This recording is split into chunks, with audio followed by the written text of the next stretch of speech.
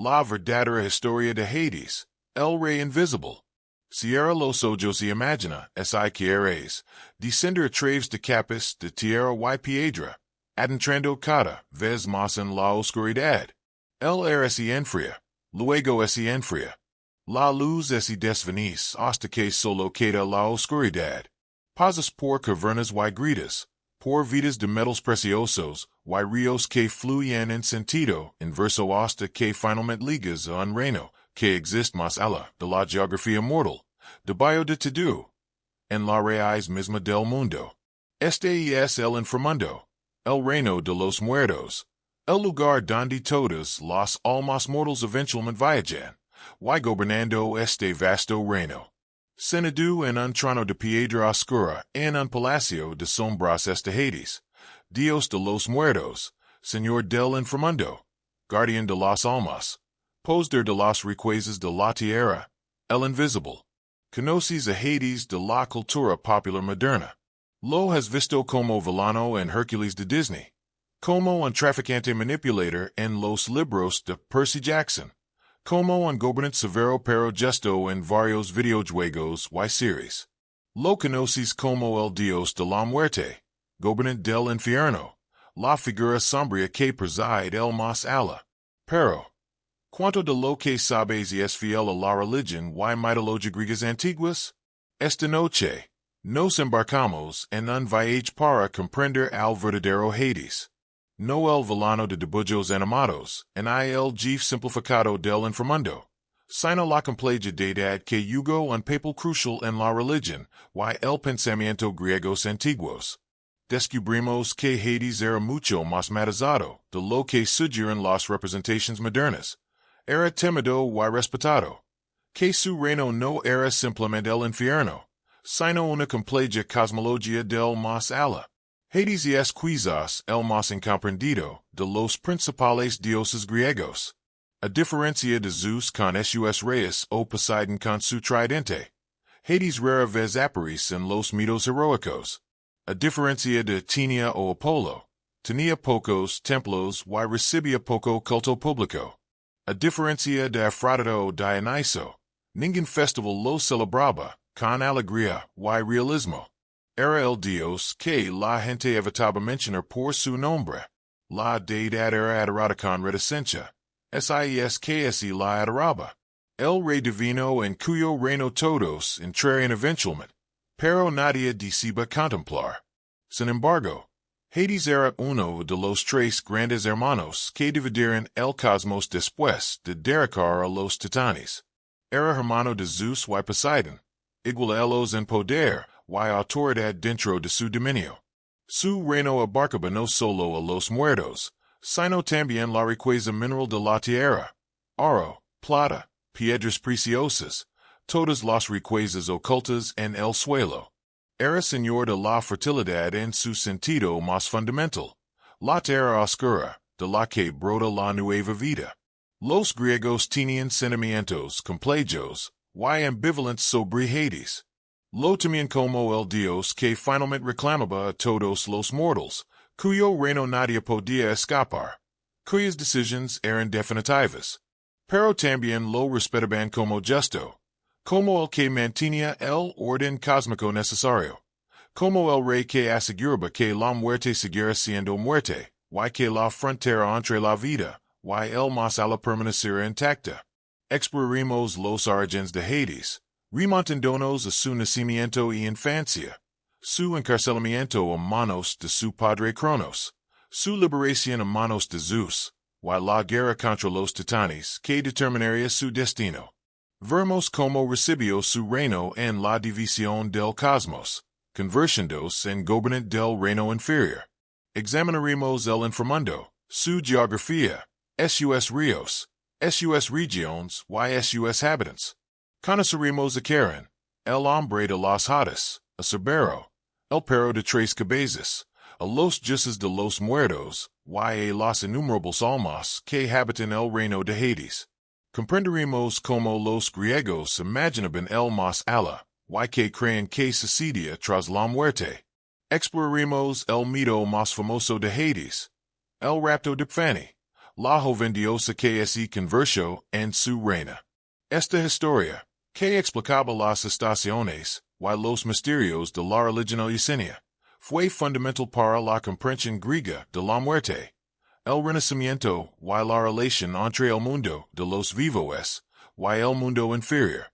Descubrimos que Hades no era el diablo, que el inframundo no era el infierno, y que las ideas griegas sobre el más allá eran muy diferentes de las concepciones cristianas posteriores. El inframundo no era principalmente un lugar de castigo, sino simplemente el lugar al que iban los muertos, un reflejo sombrío del mundo de los vivos, donde las almas existen en forma disminuida. También exploraremos cómo se adoraba a Hades, o más precisamente, cómo se lo rendía culto cuidadosamente de las formas habituales. La reticencia de los griegos a invocar directamente a Hades, su uso de nombres eufemísticos, sus escasos templos, y sus escasos sacrificios, revelan la ansiedad que inspiraba este dios. Finalmente rastrearemos el legado de Hades desde los romanos, que lo llamaban Plutón, pasando por el cristianismo medieval, que lo confundía con Satanás, hasta la cultura popular moderna, que continúa reinventándolo. Veremos cómo el Señor de los Muertos se ha transformado continuamente para satisfacer diferentes necesidades culturales. La historia es más oscura que los relatos de dioses olímpicos, más sombría que las aventuras heroicas, más filosófica que la mayoría de la mitología. Hades representa la realidad última, que todos debemos afrontar, la muerte. Comprenderlo nos ayuda a comprender cómo los griegos confrontaron la mortalidad, encontraron sentido al inevitable fin de la vida, y crearon marcos religiosos y filosóficos para lidiar con el misterio de la muerte. Así que acomode, ponte cómodo, y deja que tu mente descienda a la oscuridad de las profundidades. No comenzamos en el inframundo, sino en el nacimiento de Hades. Porque incluso el Señor de la Muerte fue una vez un infante divino, tragado por su padre junto con sus hermanos, esperando en la oscuridad la liberación que vendría de su hermano menor Zeus. Capítulo 1. El Dios tragado, nacimiento y liberación. La historia de Hades comienza en la oscuridad y el encarcelamiento, temas que definirían su existencia incluso después de la liberación. Era el hijo mayor de los titanes Cronos y Rhea, nacido en una familia divina y ensombrecida por la perficia y el mito.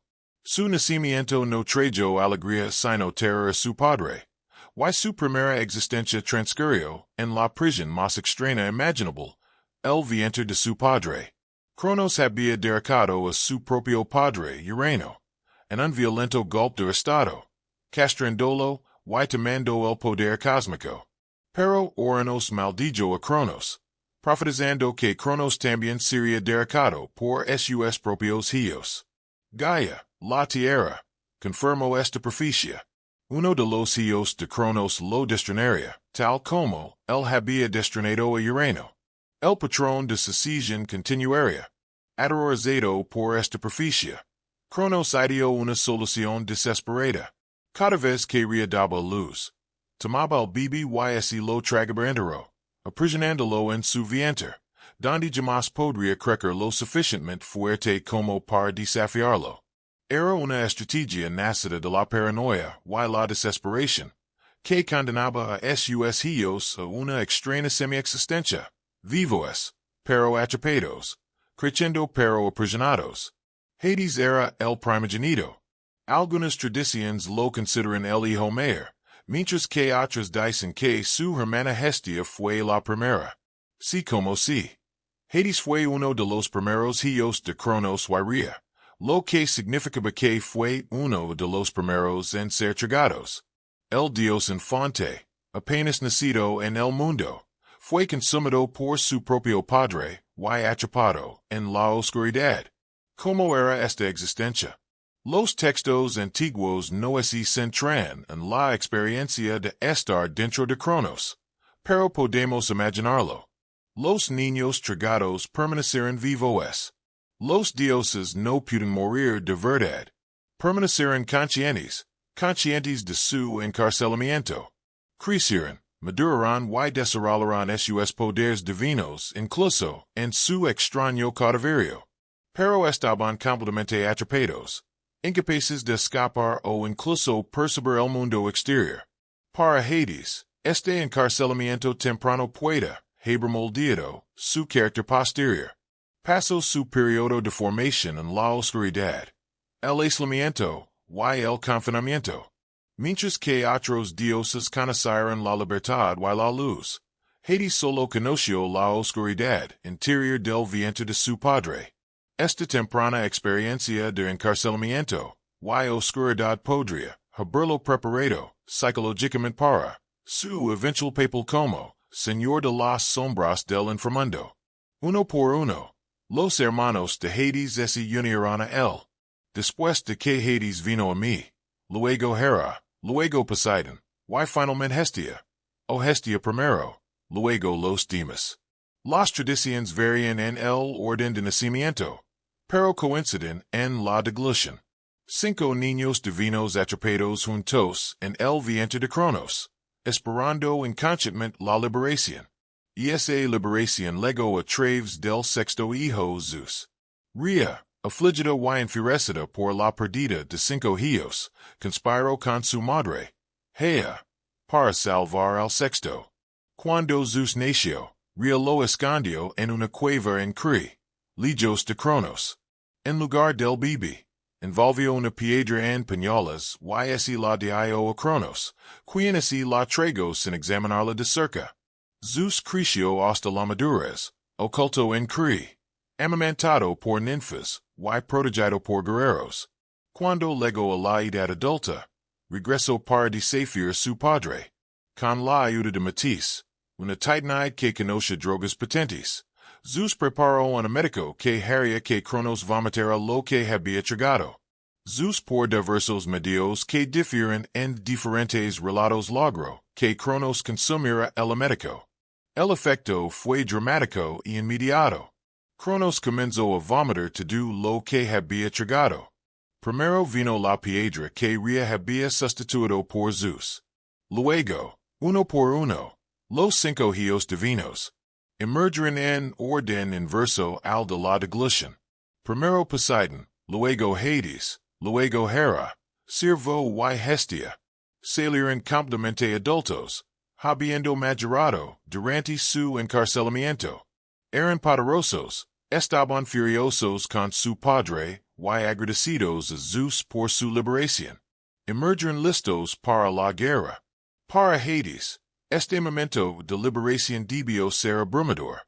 Repentinamente liberado tras años de oscuro encarcelamiento, se encontró en el mundo, respirando aire, viendo la luz, sin estar ya confinado. Conoció a su salvador, Zeus, por primera vez. Su hermano menor, quien de alguna manera había escapado del destino, que les aguardaba a los demás. Los 5 hermanos liberados reconocieron de inmediato a Zeus como su líder. A pesar de ser el más joven, había sido libre. Él había planeado su liberación. Poseía la confianza y la audacia de los que los querían. Atrapados como estaban, juraron seguir a Zeus para derrocar a Cronos y establecer un nuevo orden divino. Así comenzó la titanomachia, la gran guerra entre titanes y olímpicos. Hades luchó junto a sus hermanos y hermanas usando los poderes que había desarrollado durante su encarcelamiento. Como hermano mayor, se erigió como uno de los principales aliados de Zeus. Mientras Zeus blandía reyes y Poseidón dominaba los mares, Hades aportó sus formidables habilidades a la guerra. La guerra duró 10 años, una década de conflicto cósmico que sacudió los cimientos de la realidad. Hades luchó en las terribles batallas, ayudó a liderar estrategias, y demostró ser un guerrero y líder. Demostró que su encarcelamiento no lo había debilitado, sino que quizás fortaleció su determinación y poder. Cuando los olímpicos finalmente lograron la victoria, los titanes derrotados fueron arrojados al Tartaro. la parte más profunda del inframundo. Ten bajo la tierra como la tierra está bajo el cielo. La ironía era profunda. Quienes habían aprisionado a Hades y a sus hermanos en la oscuridad estaban, a su vez aprisionados, en la oscuridad absoluta. La rueda cósmica había girado por completo. Conseguida la victoria. Los tres hermanos, Zeus, Poseidon y Hades, se enfrentaron a la cuestión de cómo dividir el cosmos. Eran iguales en poder, hermanos que habían luchado juntos, cada uno merecedor de su propio reino. La solución fue echar suertes, diciendo que el destino determinara sus reinos. Zeus dibujó el cielo, y se convirtió en rey de los dioses, supremo sobre todos. Poseidon dibujó los mares, convirtiéndose en señor de todas las aguas. Hades dibujó el inframundo, convirtiéndose en gobernante del reino de los muertos. La tierra, y el monte Olimpo serían territorio neutral, compartido por todos los dioses. Algunos relatos sugieren que Hades se sintió decepcionado con esta asignación. Los cielos parecían gloriosos, los mares majestuosos, pero el inframundo era oscuro, sombrío. El reino de la muerte. Quien elegiría gobernar los muertos si tuviera otras opciones. Sin embargo, el destino lo había decidido, y Hades aceptó su reino, descendiendo a las profundidades para reclamar su trono. Otros relatos sugieren que Hades aceptó su reino voluntariamente, quizás incluso prefiriéndolo. El inframundo era vasto, y contenía no solo a los muertos, sino también la riqueza mineral de la tierra. Como señor del inframundo, Hades controlaba riquezas inimaginables. Oro, plata, gemas preciosas, todos los metals y minerales ocultos en la tierra. En este sentido, era el más rico de todos los dioses. Así, el viaje de Hades desde su nacimiento hasta la realeza estaba completo. Nacido en la oscuridad, tragado por su padre, encarcelado durante años, liberado por su hermano, victorioso en una guerra cósmica, y finalmente entronizado en el inframundo. Todas estas experiencias lo moldearon en el Dios, en el que se convertiría. El hermano mayor se convirtió en gobernante del reino inferior. El primer tragado se convirtió en guardián de los muertos. Y el Dios que nació en el oscuro vientre de su padre se convirtió en el eterno, Señor de la oscuridad suprema. Capítulo 2. El reino de abajo. Geografía del inframundo. El reino de Hades era vasto y complejo. Mucho más que un simple lugar donde se reunían las almas de los muertos. El inframundo poseía una geografía intrincada, múltiples regiones con diferentes propósitos, ríos con propiedades únicas y poblaciones tanto divinas como mortales. Comprender la estructura de este reino nos ayuda a comprender cómo los griegos imaginaban el más allá, y cómo Hades gobernaba su reino. El inframundo existe bajo tierra, pero no en un sentido físico simple. Era un espacio metafísico al que se accedía no excavando, sino mariendo. Su entrada podía estar en cualquier lugar. Cuevas, lagos, ríos que descendían por arboledas especiales, pero que estaban particularmente asociados con ciertos lugares. Se decía que el Cabo Matapan, en el sur de Grecia, tenía una entrada. El lago de Verno, en Italia, era otro. Estos eran lugares liminales, donde la frontera entre los mundos era tenue. El viaje al inframundo comenzaba con la muerte. La sombra, la psique o el alma del difunto se separaba del cuerpo, y comenzaba su viaje hacia abajo. Si se enterraba adecuadamente con una moneda de bayo, de la lengua o en la boca, la sombra habría pagado por Karen, el hombre de las hadas. Sin esta moneda, la sombra vagaría por las orillas del Eran durante 100 años antes de que se lo permitiera cruzar. El río Eran fue el primero, y más famoso, de los 5 ríos del inframundo. Su nombre significa río de la aflicción, y formaba la frontera entre el mundo de los vivos y el reino de los muertos. Solo los muertos podían cruzarlo, y solo quien podía llevarlos al otro lado. El eran fluía con agua oscura, fría y siniestra, llevando almas en una sola dirección.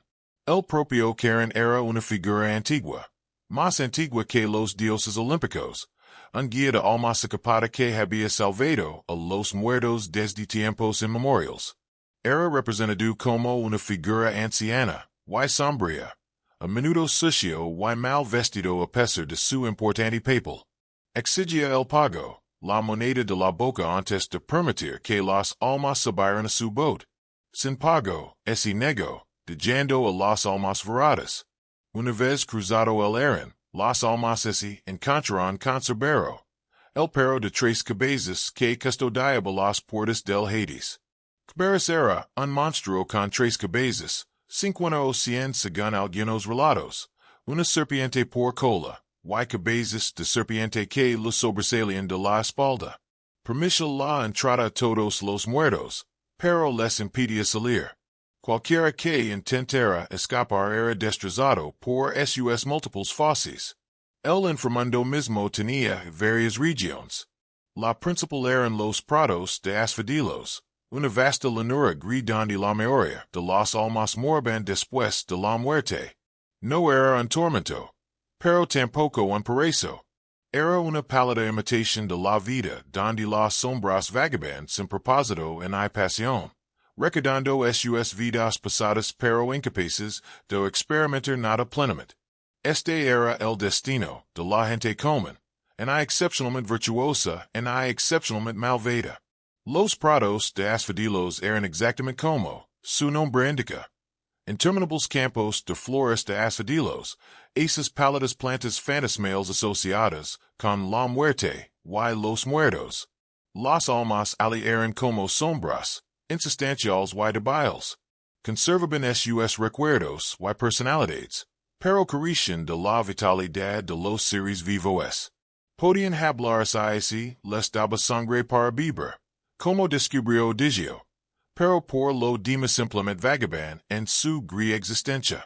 Más allá del lazium de los campos de asphodelos, o los campos elíseos, un paraíso reservado para los héroes especialmente bendecidos, los justos, los favorecidos por los dioses, y los iniciados en las religiones mistéricas podían ser enviados al Eliseo después de la muerte. Allí siempre brillaba el sol.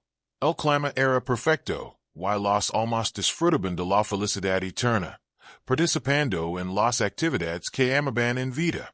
El atletismo, la música, las discusiones filosóficas, cualquier cosa que les brindara alegría.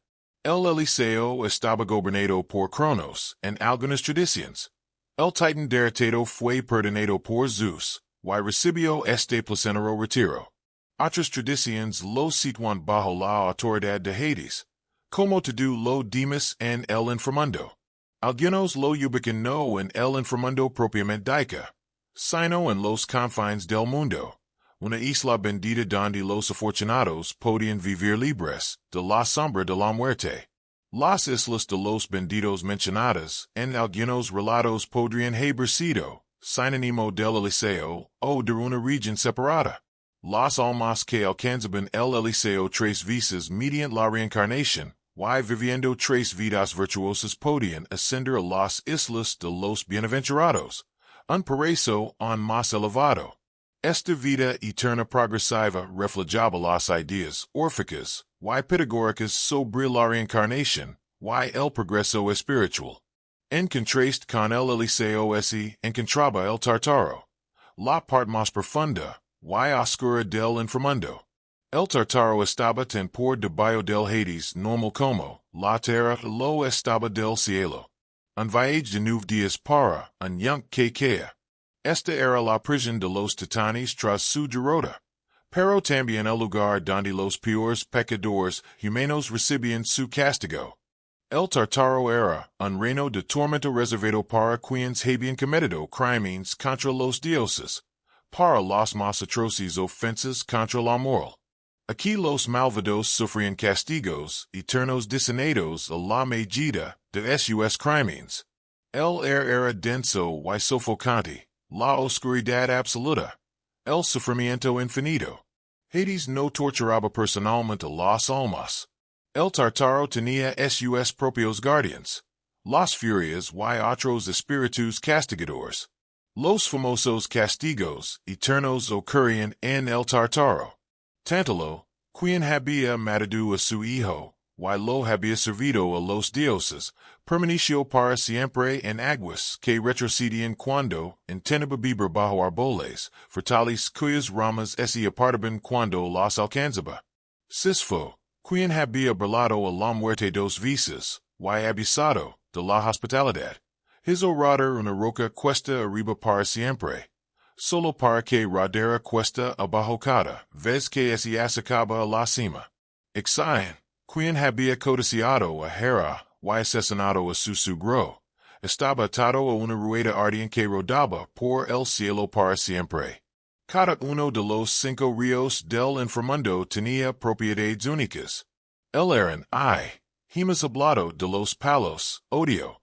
Era el río más sagrado por el cual los dioses juraban sus juramentos más vinculantes. Romper un juramento hecho sobre los palos acarreaba un castigo terrible incluso para los dioses. El río era tan poderoso que Teto sumergió a su hijo pequeño Acules en sus aguas para hacerlo invulnerable. Aunque lo seguido por el talón, dejando ese punto vulnerable. El Letha era el río del olvido. Las almas que vivían de el olvidaban sus vidas mortales, perdiendo todo recuerdo de su existencia anterior. Esto a veces es considerable una bendición, y que permite a las almas liberarse del dolor y el apego a la vida. En las tradiciones relacionadas con la reencarnación, las almas vivían de las joyas antes de renacer, asegurándose de no recordar sus vidas pasadas. El Flecthan era un río de fuego que fluía con llamas en lugar de agua, creando una barrera de luz ardiente en la oscuridad del inframundo. El Coquetus era el río del lamento formado por las lágrimas de los muertos insepultos, y de aquellos que no habían logrado debidamente. Estos ríos marcaban las diferentes regiones del inframundo y creaban barreras que ayudaban a organizar y separar las distintas partes del reino. El Palacio de Hades se alzaba en el corazón del inframundo, un edificio magnífico a pesar de estar en el reino de la muerte. Se describía como un edificio con muchas puertas. Algunos dicen que tenía 12.000 cámaras, y estaba hecho de piedra oscura o metal. Hades se sentaba en su trono junto a Feni cuando ella estaba presente, gobernando su vasto reino con una autoridad severa pero justa. El palacio albergaba no solo a Hades y Fanny, sino también a varios asistentes divinos. Las furias arenas habitaban allí. Antiguas diosas que castigaban los crímenes, especialmente aquellos contra la familia. Thanos, la muerte y Hypnos, el sueño, vivían en el inframundo. Hermanos cuyos dominios tocaban la autoridad de Hades. Varias otras deidades y espíritus menores servían a Hades, ayudando a administrar la gran cantidad de almas que legaban. Tres dioses determinaban el destino de las almas, Minos, Radamanthus y Acus. Estos eran héroes que habían sido reyes ejemplares en vida, y fueron nombrados dioses de los muertos después de sus propias muertes. Examinaban a cada alma que legaba, observaban sus acciones en vida, y las asignaban al lugar que les correspondía en el inframundo. Praderas de asphodelos para la mayoría, Elysium para los benditos o Tartaro para los malvados. Esta geografía creaba una compleja cosmología de la muerte. El inframundo no era simplemente allí abajo, sino un reino estructurado con jerarquía, propósito y orden. Hades lo gobernaba todo, manteniendo los límites que separaban a vivos y muertos, asegurando que las almas fueran juzgadas con justicia, y así les asignaran los últimos días apropiados, y impidiendo cualquier escape que perturbara el orden cósmico. La disposición física reflejaba realidades morales y espirituales. El descenso de la luz a la oscuridad reflejaba la transición de la vida a la muerte. Los ríos creaban barreras que marcaban etapas progresivas de separación de la vida. Los prados, el paraíso y la prisión representaban cada uno diferentes resultados morales. Toda la estructura concretaba los conceptos abstractos de muerte, juicio y destino eterno. Para los antiguos griegos, esta geografía era real. Creían que, al morir, sus almas viajarían por este paisaje, cruzarían estos ríos, y enfrentarían a estos dioses, y pasarían la eternidad en una de estas regiones. Comprender la geografía del inframundo les ayudó a prepararse para la muerte. Guió su conducta en vida, buscando ganarse el elysium en lugar del tartaro. Y dio estructura sus mitos, y esperanzas sobre el más allá. Hades gobernaba este vasto reino desde su trono oscuro, invisible pero omnipresent en su reino. El suyo fue un gobierno solitario, en muchos sentidos. Pocos deciden visitarlo, y nadie podía ir definitivamente, pero era una regla esencial que mantenía la frontera fundamental entre la vida y la muerte, asegurando que los muertos permanecieran muertos, y los vivos en la tierra. La geografía de su reino reflejaba la magnitud de su responsabilidad y el alcance de su poder. Capítulo 3. Señor de los Riquezas, Hades, el dador de riquezas. Si bien Hades es conocido principalmente como el dios de los muertos, tenía otro papel crucial que los griegos entendían bien. Era Plutón o Plutón, el rico, señor de las riquezas minerales ocultas en la tierra. Este aspecto de Hades, a menudo pasado por alto en los relatos modernos, era fundamental para la comprensión que los antiguos griegos tenían de él y explica gran parte de su culto y mitología. La conexión entre el inframundo y la riqueza mineral era evidente. Metals preciosos, gemas y minerales valiosos provenían de las profundidades de la tierra. Oro, plata, cobre, hierro, piedras preciosas. Todo se extraía del suelo, del reino de Hades. Como señor de todo lo que se encontraba bajo la superficie terrestre, Hades controlaba estas riquezas. Era, literalmente, el más rico de todos los dioses. Este aspecto le valió el nombre de Plutón, del latín Plutón, derivado de Plutos, la palabra griega para riqueza. Los romanos enfatizaban especialmente este aspecto, llamándolo disper, padre rico, o simplemente Plutón. Este cambio de énfasis, del dios de la muerte al dios de la riqueza, lo hizo más accesible, menos temible, aunque un inspiraba respeto. La paradoja era sorprendente. Hades, quien gobernaba el reino de la muerte, donde las almas existían en forma disminuida, era simultáneamente la fuente de la riqueza material que hacía la vida cómoda.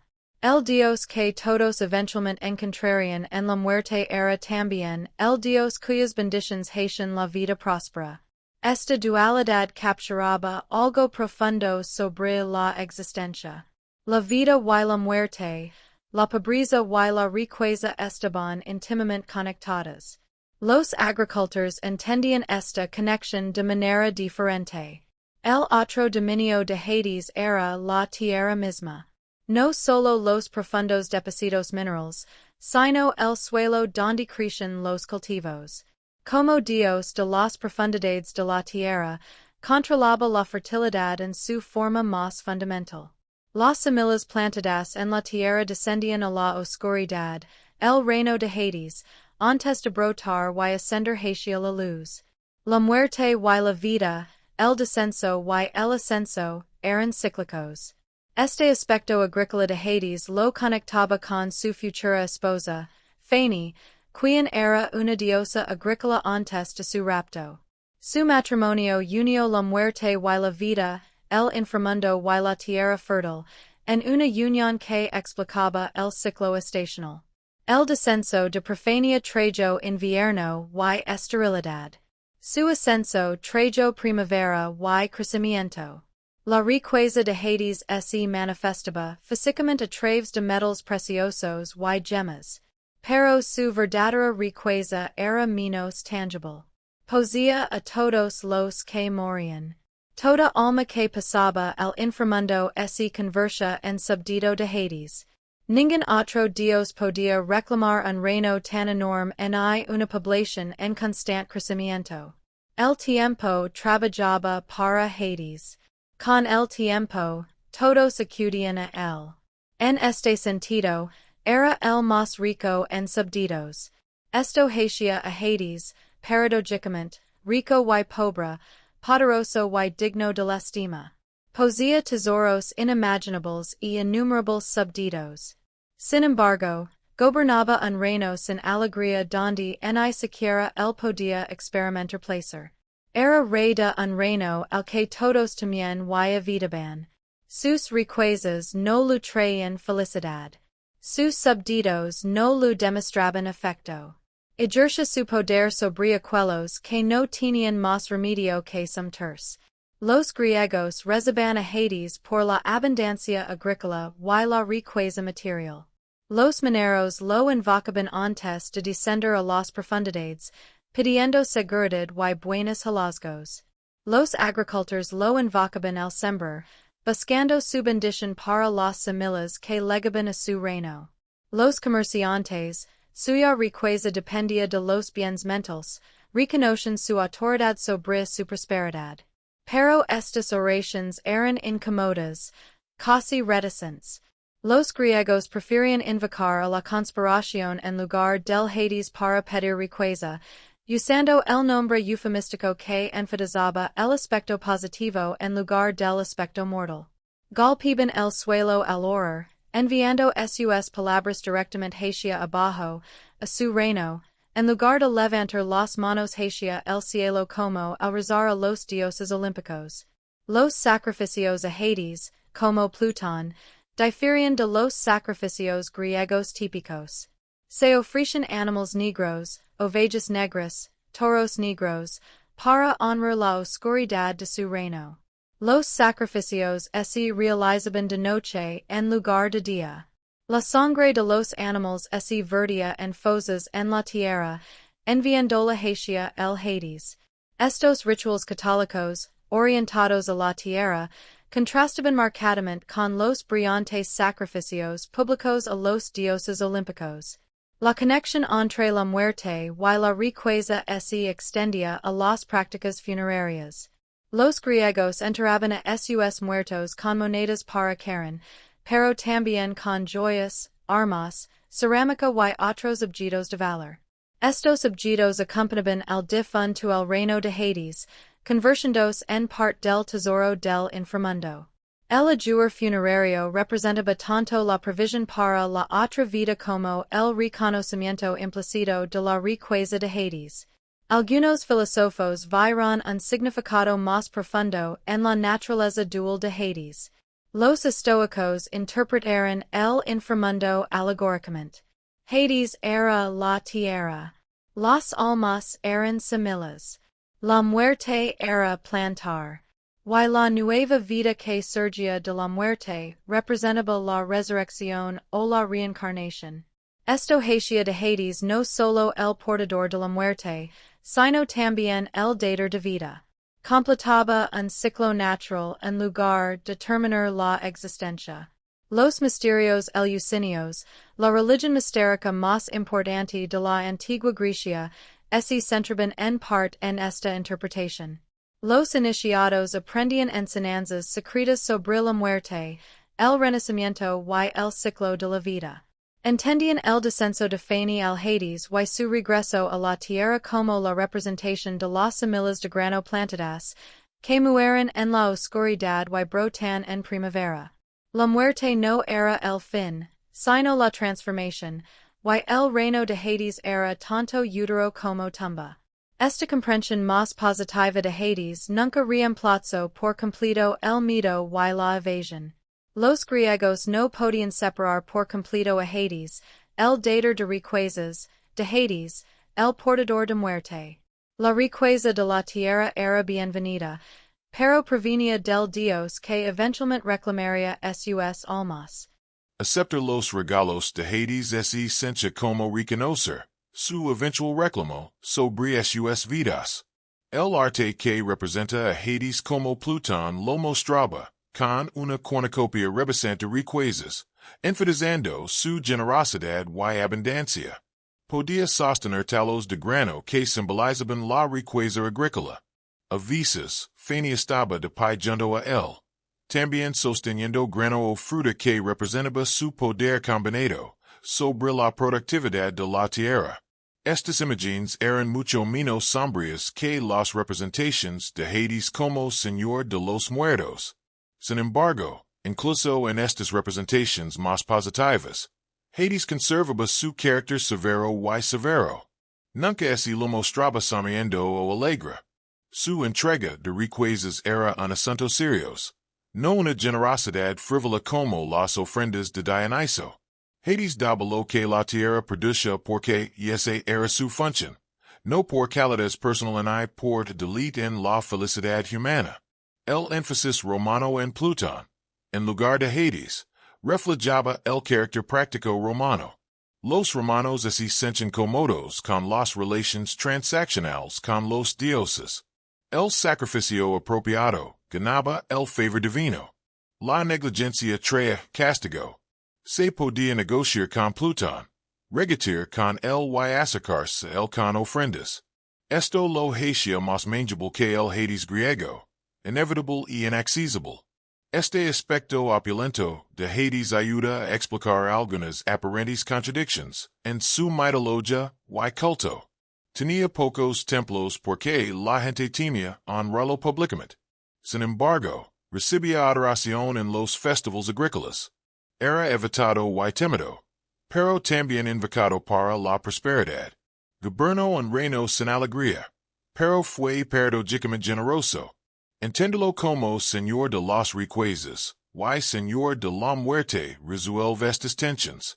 Era ambas cosas simultáneamente, y los griegos tuvieron que gestionar ambos aspectos. Hoy recordemos a Hades principalmente como el dios de la muerte, pero los antiguos griegos lo conocen igualmente como el dios de la riqueza. Las representaciones modernas rara vez muestran su cornucopia o enfatizan sus conexiones con la agricultura. Pero estos aspectos eran vitales para la comprensión antigua.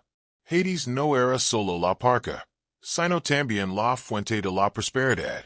No solo el fin de la vida, sino también el fundamento que la sostenaba. No solo la muerte, sino la oscuridad de la que emergía la vida. Capítulo 4. El rapto de Fania, reina del inframundo. El mito más famoso sobre Hades es el rapto de Fania, hija de Deuteronomio y Zeus. Esta historia fue fundamental para la religión griega, explicando las estaciones y sentando las bases mitológicas de los misterios eleusinos. Y es una historia de rapto y dolor, pero también de transformación, poder y el ciclo de la vida y la muerte. Esta noche, exploraremos este mito crucial y comprenderemos su significado para los antiguos griegos. Fania era una joven diosa, hija de Sirvo, diosa de la agricultura y la cosecha, y de Zeus. Su nombre de nacimiento fue Cor, que significa simplemente doncella o jovencita. Vivía con su madre, ayudando en las tareas agrícolas, personificando la juventud y el potencial. Distintas tradiciones sitúan sus actividades en diversos lugares, recogiendo flores en Sicilia o vagando por los campos cerca de Arlucis. La versión más común muestra a Fania recogiendo flores en un prado con compañeras. Y fueron ninfas del océano o sus amigas entre las hijas del dios. El prado era hermoso, rebosante flores. Pero entre las flores comunes y corrientes encontraba una extraordinaria, de una belleza imposible, con 5 pelos en un solo talo, que llenaba el aire de un perfume embriagador. Esta flor era un narciso, aunque algunas versiones dicen que era de diferentes colores o combinaba múltiples tipos de flores. Había sido colocada allí por Hea o Zeus, especificamente como señuelo. Como parte un plan para lavar Epifanía al Hades. Cuando Perséfone extendió la mano para arrancar esta magnífica flor, la tierra abrió bajo ella, y Hades emergió de las profundidades en su oscuro carro. Hades agarró Epifanía y la subió al carro. Antes de que sus compañeras pudieran reaccionar o ayudar, la tierra se cerró sobre ellas, y desaparecieron en las profundidades. Los gritos de Perséfone resonaron mientras era lavada al inframundo. Pero sus gritos no recibieron respuesta, salvo por Hécate, que los escuchó desde su cueva, y Helios, el dios del sol, que lo veía todo desde su posición en el cielo. Porque Hades raptó Epifanía, distintas tradiciones ofrecen distintas respuestas. Algunos dicen que Zeus lo había prometido Epifanía a Hades como esposa, concertando el matrimonio, sin consultar a Demeter en ella la propia Epifanía. Esto reflejaba la realidad de las antiguas prácticas matrimoniales griegas, donde los padres concertaban los matrimonios de sus hijas, pero magnificados a escala divina con implicaciones inquietantes. Otras versiones enfatizan el deseo de Hades. Había visto Epifanía en compañía de su madre, y quedó impresionado por su belleza, y vitalidad. Pidió permiso a Zeus para casarse con ella, y Zeus, sabiendo que Demeter es negaria, permitió tácitamente el rapto, sin bendecirlo explícitamente. Esto hizo que la acción de Hades fuera a la vez legítima, aprobada por Zeus, y ilegítima. La tomó sin el debido consentimiento. Algunas tradiciones sugieren que Hades es esencia solo. Gobernar el inframundo lo alabado a otros dioses que evitaban visitarlo a él y a su reino. No tenía compañía ni familia en su oscuro reino. Fenia se convertiría en su reina, brindando compañía, y poniendo fin a su aislamiento. Esto hizo que el rapto fuera a la vez un deseo egoísta y una necesidad comprensible. Cuando descubrió que su hija había desaparecido, su dolor fue abrumador. Buscó por toda la tierra durante 9 días y 9 noches, sin comer ni dormir, portando antorchas y preguntando a todo el que encontraba por su hija. Nadie quería ni podía decir lo que había sucedido. Los dioses que sabían permanecer en silencio, reacios a enfadar en a Hades en a Zeus revelando la verdad. Finalmente, Helios se apiado de la afligida madre, y lucando lo que había presenciado. Se enteró de que Hades se había lavado a Epifanía con la aprobación de Zeus.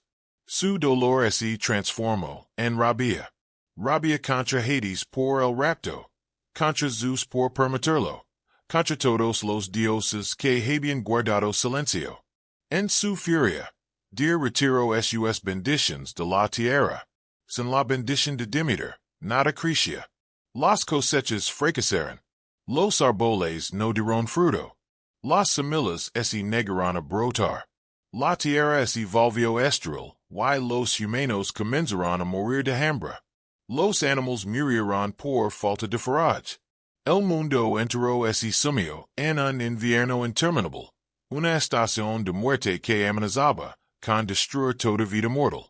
El dolor de Sirvo se había manifestado como una catástrofe universal. Zeus, viendo que la humanidad perecería si no se hacía algo, intentó convencer a Sirvo de que restaurara la fertilidad.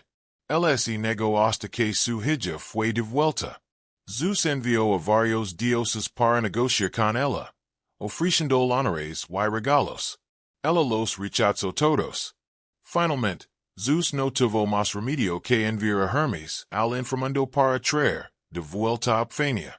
Mientras tanto, en el inframundo, la situación de Epifanía había evolucionado.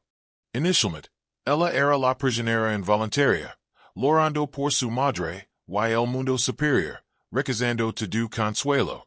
Hades, en la mayoría de los relatos, no la forzó sexualmente, sino que la trató con un respeto frío, esperando a que aceptara su posición. Lo mostró su reino, demostró su poder, y gradualmente trabajó para convencerla de que lo aceptara como esposo. Diferentes tradiciones describen la respuesta de Fania de manera diferente. En algunas, ella permanece permanentemente resistant, contando los días hasta el rescate. En otros, gradualmente se vuelve más ambivalent, viendo ventajas en su posición como reina del inframundo, ganando poder y autoridad que nunca poseo como doncella. Algunas tradiciones tardías incluso sugieren que legó amar a Hades, o al menos acepta su relación como tolerable. Cuando Hermes legó con la orden de Zeus de devolver a Fanny, Hades obedeció, pero con un truco crucial. Antes de permitir l'urs, lo ofreció una granada. Diferentes versions tienen diferentes detalles. Quizás la obligó a comerla. Quizás la convenció de comerla voluntariamente.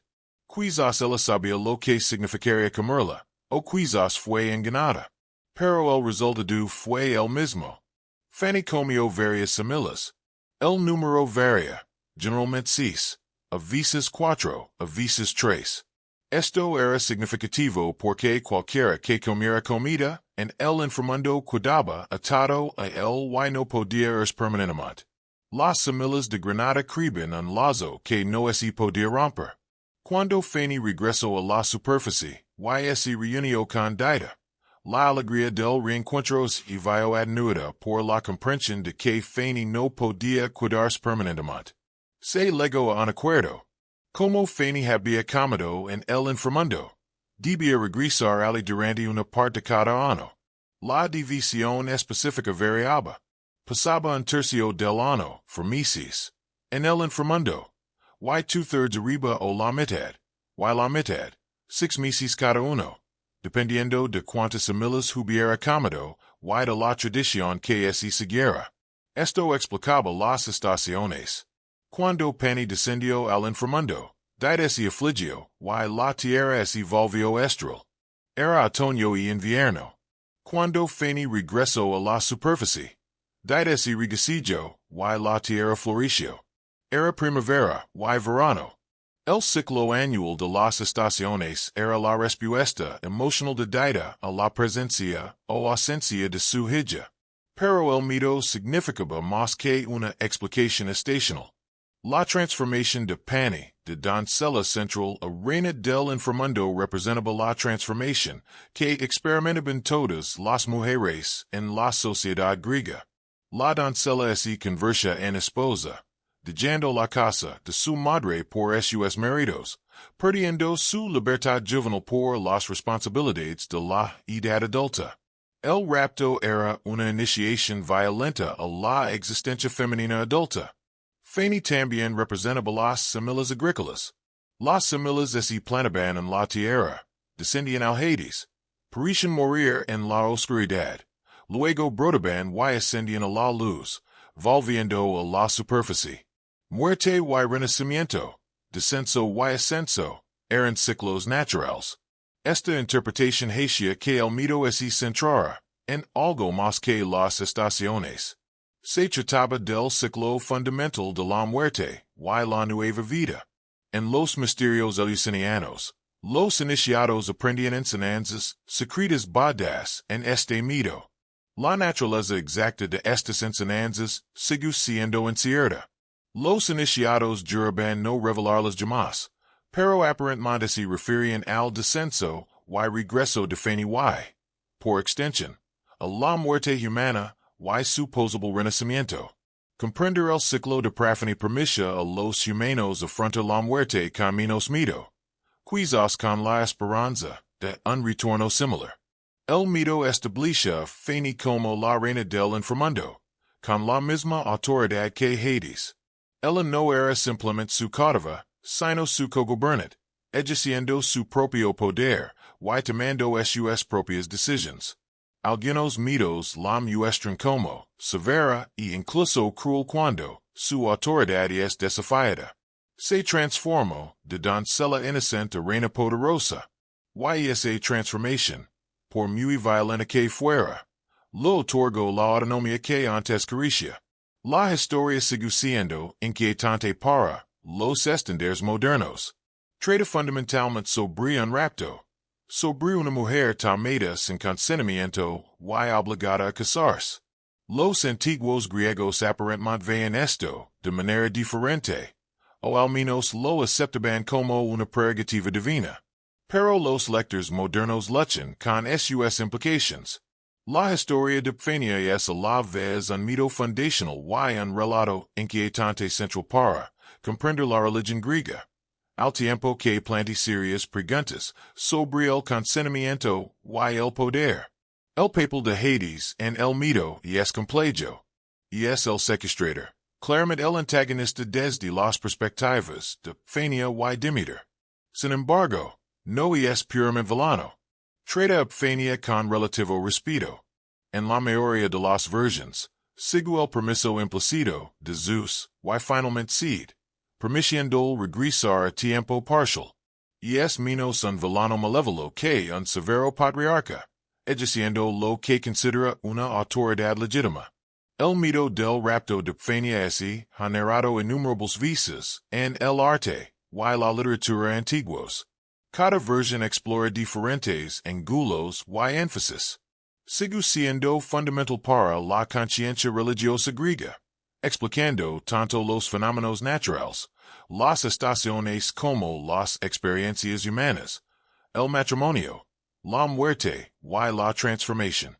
Y estableció a Fania como la compañera eterna de Hades, la reina que trajo vida al reino de la muerte, luz al reino de la oscuridad, la diosa que conoce ambos mundos y mediaba entre ellos.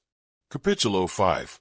Los habitantes del reino, sombras, espíritus y monstruos. Hades no solo gobernaba un paisaje vacío, sino un reino poblado y lleno de habitantes diversos. Más allá de las innumerables sombras de los muertos, el inframundo albergaba diversos seres divinos, espíritus y monstruos que servían al moribund en el reino inferior. Comprender a estos habitantes nos ayuda a ver el inframundo como un cosmos completo con sus propias jerarquías, comunidades y funciones. Los habitantes más numerosos eran, por supuesto, las sombras de los muertos, los sai, o almas que habían abandonado sus cuerpos y viajado al Hades. Estos no eran fantasmas en el sentido moderno, sino versiones disminuidas de sus antiguos seres vivos. Conservaban recuerdos, personalidades y apariencias en forma sombría, pero carecían de la energía vital que caracterizaba a los seres vivos. Las sombras eran descritas como débiles y insustanciales. No podían pensar con claridad y comunicarse eficazmente sin beber sangre, que les devolvía templemente cierta vitalidad. Odigio descubrió esto cuando visitó el inframundo. Tuvo que ofrecer sacrificios de sangre, para que los muertos pudieran hablar con él. Sin tal ofrenda, las sombras simplemente revelarían como sombras o murciélagos, incapaces de interactuar significativamente. Las diferentes categorías de muertos recibían un trato diferente. Los guerreros que morían en batalla obtenían cierto honor, incluso en la muerte, y continuaban practicando armas en los campos de asfalto. Aquellos que morían jóvenes o solteros eran lorados, pero debían aceptar sus vidas truncadas. Quienes llevaban los asuntos de la vida sin terminar vagaban inquietos, buscando una conclusión que nunca podría llegar. Los muertos insepultos eran particularmente dignos de lástima, hasta que sus cuerpos recibieron los derechos funerarios adecuados.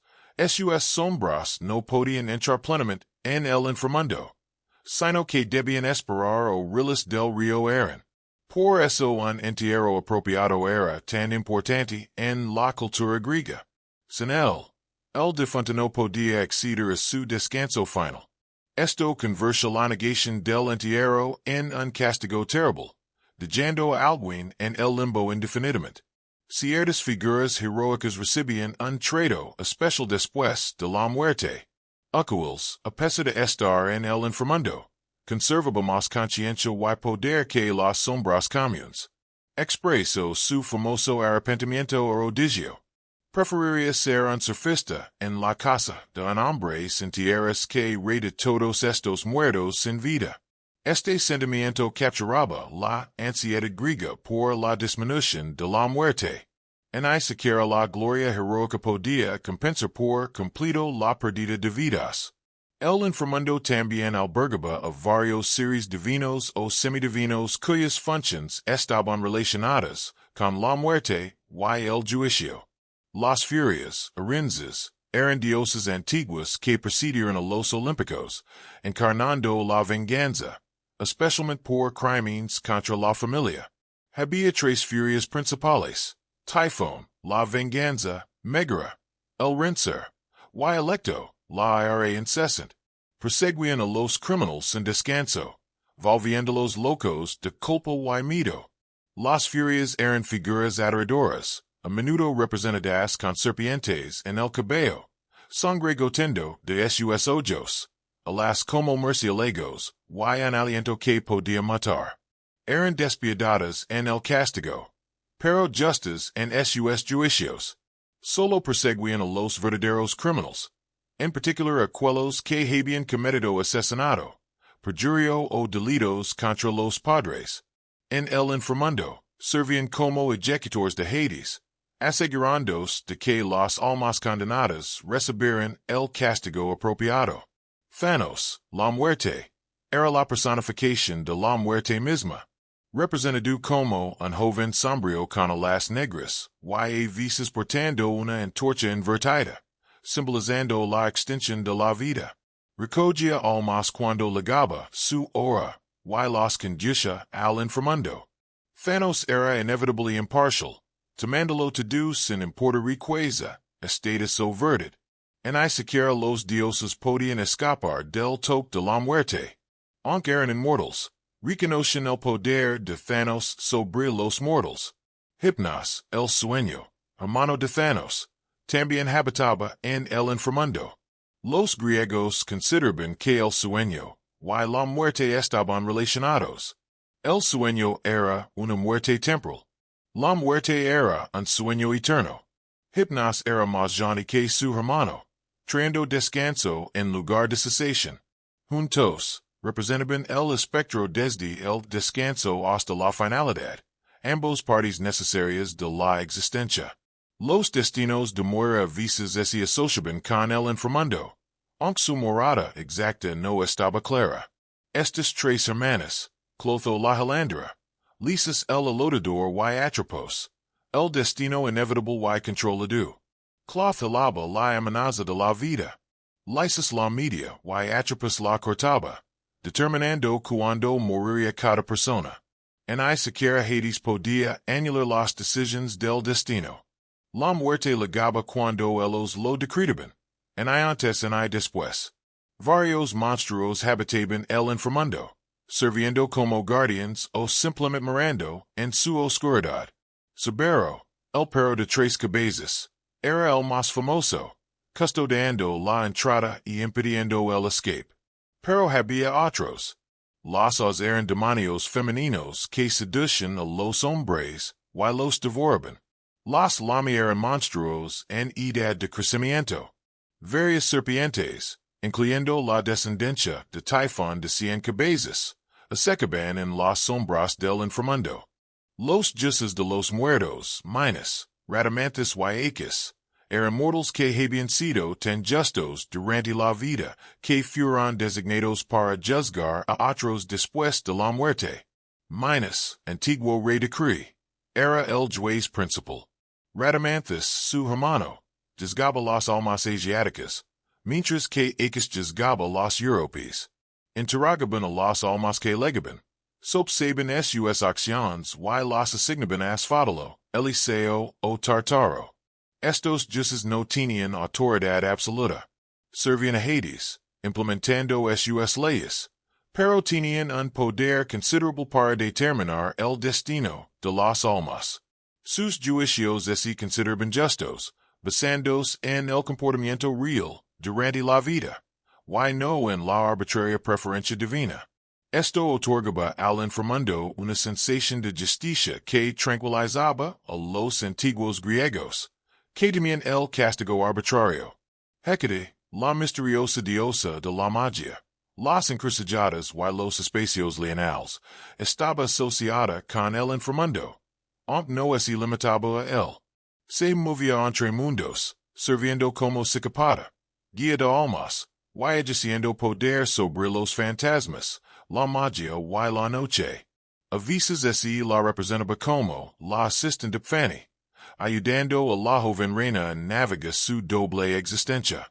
Los tres rostros de la permisión ver el pasado, el presente y el futuro, lo que la hacía valiosa como consejera y guardiana. Karen, el had mencionado anteriormente, merece más atención. Era antiguo, primitivo, indifferent a los asuntos mortals más allá de su simple función. Cruzar el río era a cambio de un pago.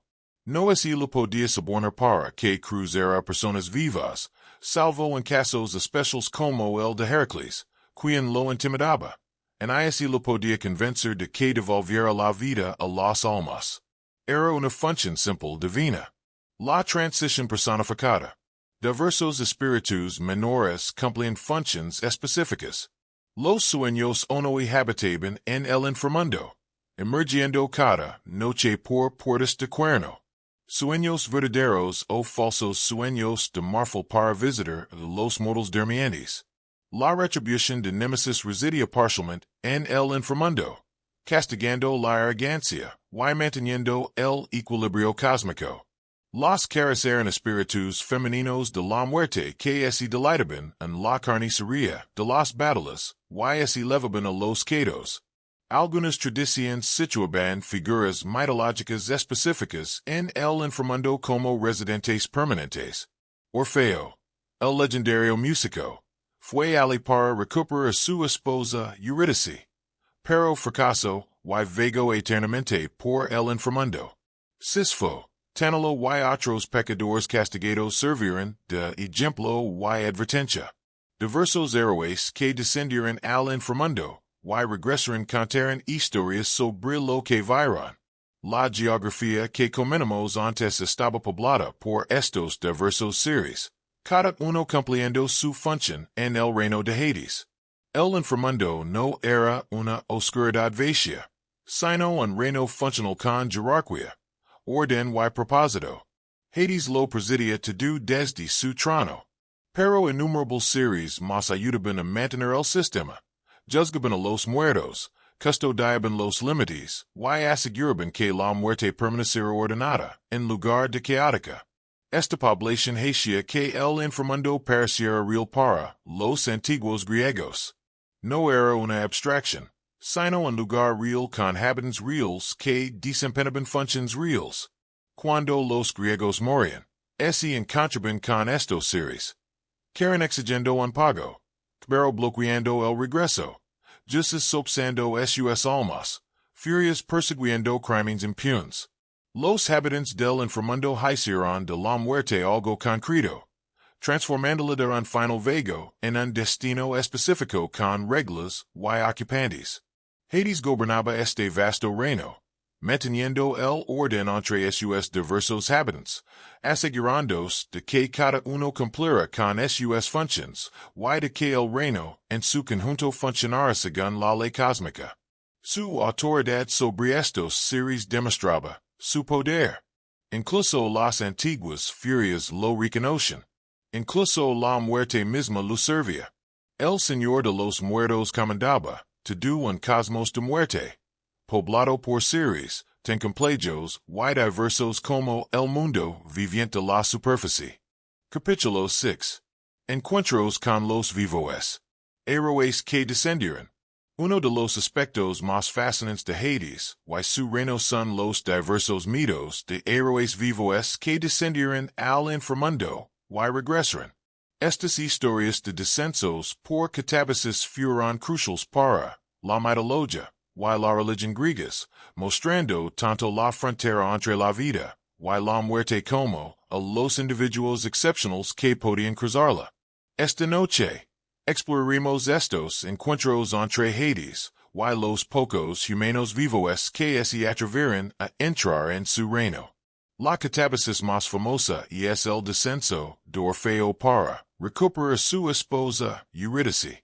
Orfeo era un musico legendario cuya interpretación, hechizaba a todos los seres vivos. Cuando su amada esposa, Eurídice, murió por la mordedura de una serpiente poco después de su boda, el dolor de Orfeo fue tan profundo que decidió descender al inframundo y traerla de vuelta. Armado solo con su generoso, Orfeo encontró una entrada al inframundo y descendió. Su música cautivó a Karen, quien lo llevó a través del errant sin pagar. Sobero, apaciguado por sus melodías, lo permitió pasar. Los tormentos del inframundo se detuvieron. La roca desisfó de yo derrotar. El agua de Tántalo permaneció a su alcance.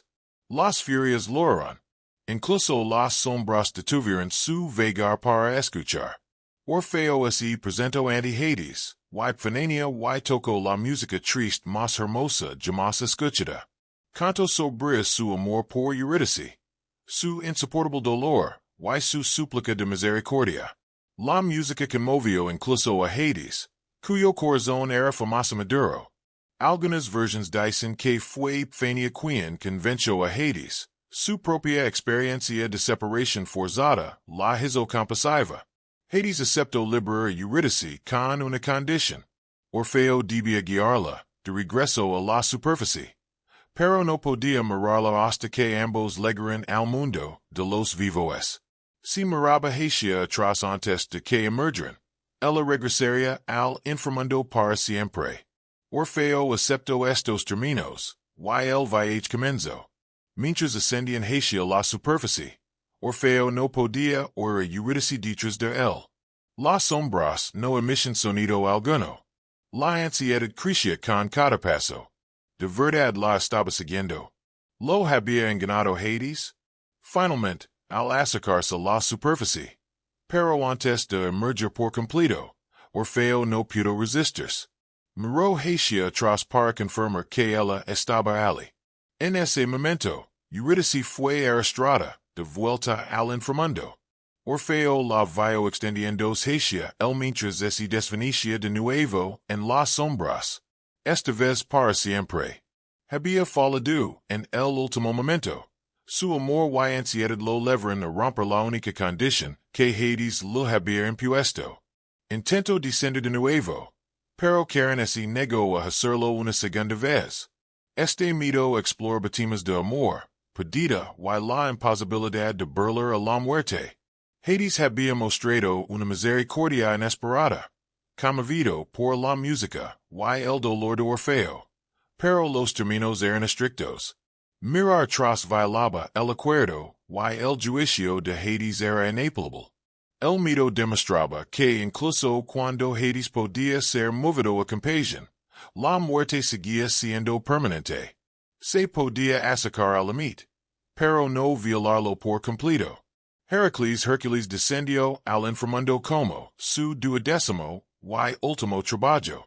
Se lo encomendó capturar Sobero, el perro guardián de tres cabezas, y traerlo a la superficie. Esto pretendía imposible. Entrar al inframundo era difícil, pero salir con Sobero parecía impensable. Heracles, siendo Heracles, lo logró mediante una combinación de permiso y fuerza. Primero fue iniciado en los misterios eleusinos, adquiriendo conocimiento secreto sobre el inframundo que lo sería útil. Luego descendió, encontrando una entrada en Terram, al sur de Grecia. Karen, al reconocer al héroe, lo condujo al otro lado.